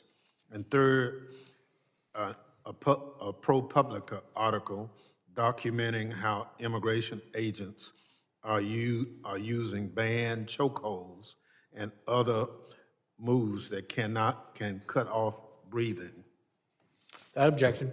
Mr. Chairman, I ask unanimous consent to insert in the record the following articles. A CBS News article that states that contrary to the administration's claim, only 14% of those arrested by ICE had violent criminal records. An NPR story about a DHS memo that says ICE can enter people's home without a judicial warrant, which has alarmed members on both sides of the aisle. An article from the Marshall Project that alleges that there are thousands of kids in detention, many for longer than the court-prescribed limit. An article from the Independent about a sick 5-year-old, Lame Ramos, asking for his mom in a detention center, which rebuts testimony we heard today that ICE was taking good care of him. A report from the Center for Election Innovation and Research updated this month that found that non-citizen voting is rare and allegations of the practice are a result of misunderstandings or fabrication. An article from the AP which highlights that federal authorities are monitoring and tracking individuals who criticize immigration enforcement operation. A report from the Brennan Center titled, ICE Wants to Go After the Sinners as Well as Immigrants. A report from The Guardian that describes the terrible condition in ICE facilities and that ICE denied urgent medical care to a 10-year-old. Without objection. I want to thank, gentleman yields back. I want to thank the members, or the witnesses for being here tonight, and all the members for their questions. Members of the committee may have some additional questions for the witnesses, and we ask that the witnesses to respond to these in writing. Pursuant to Committee Rule 7E, the hearing record will be held open for 10 days. I want to let the audience know that please still be seated while the witnesses and their teams leave. Without objection, this committee stands adjourned.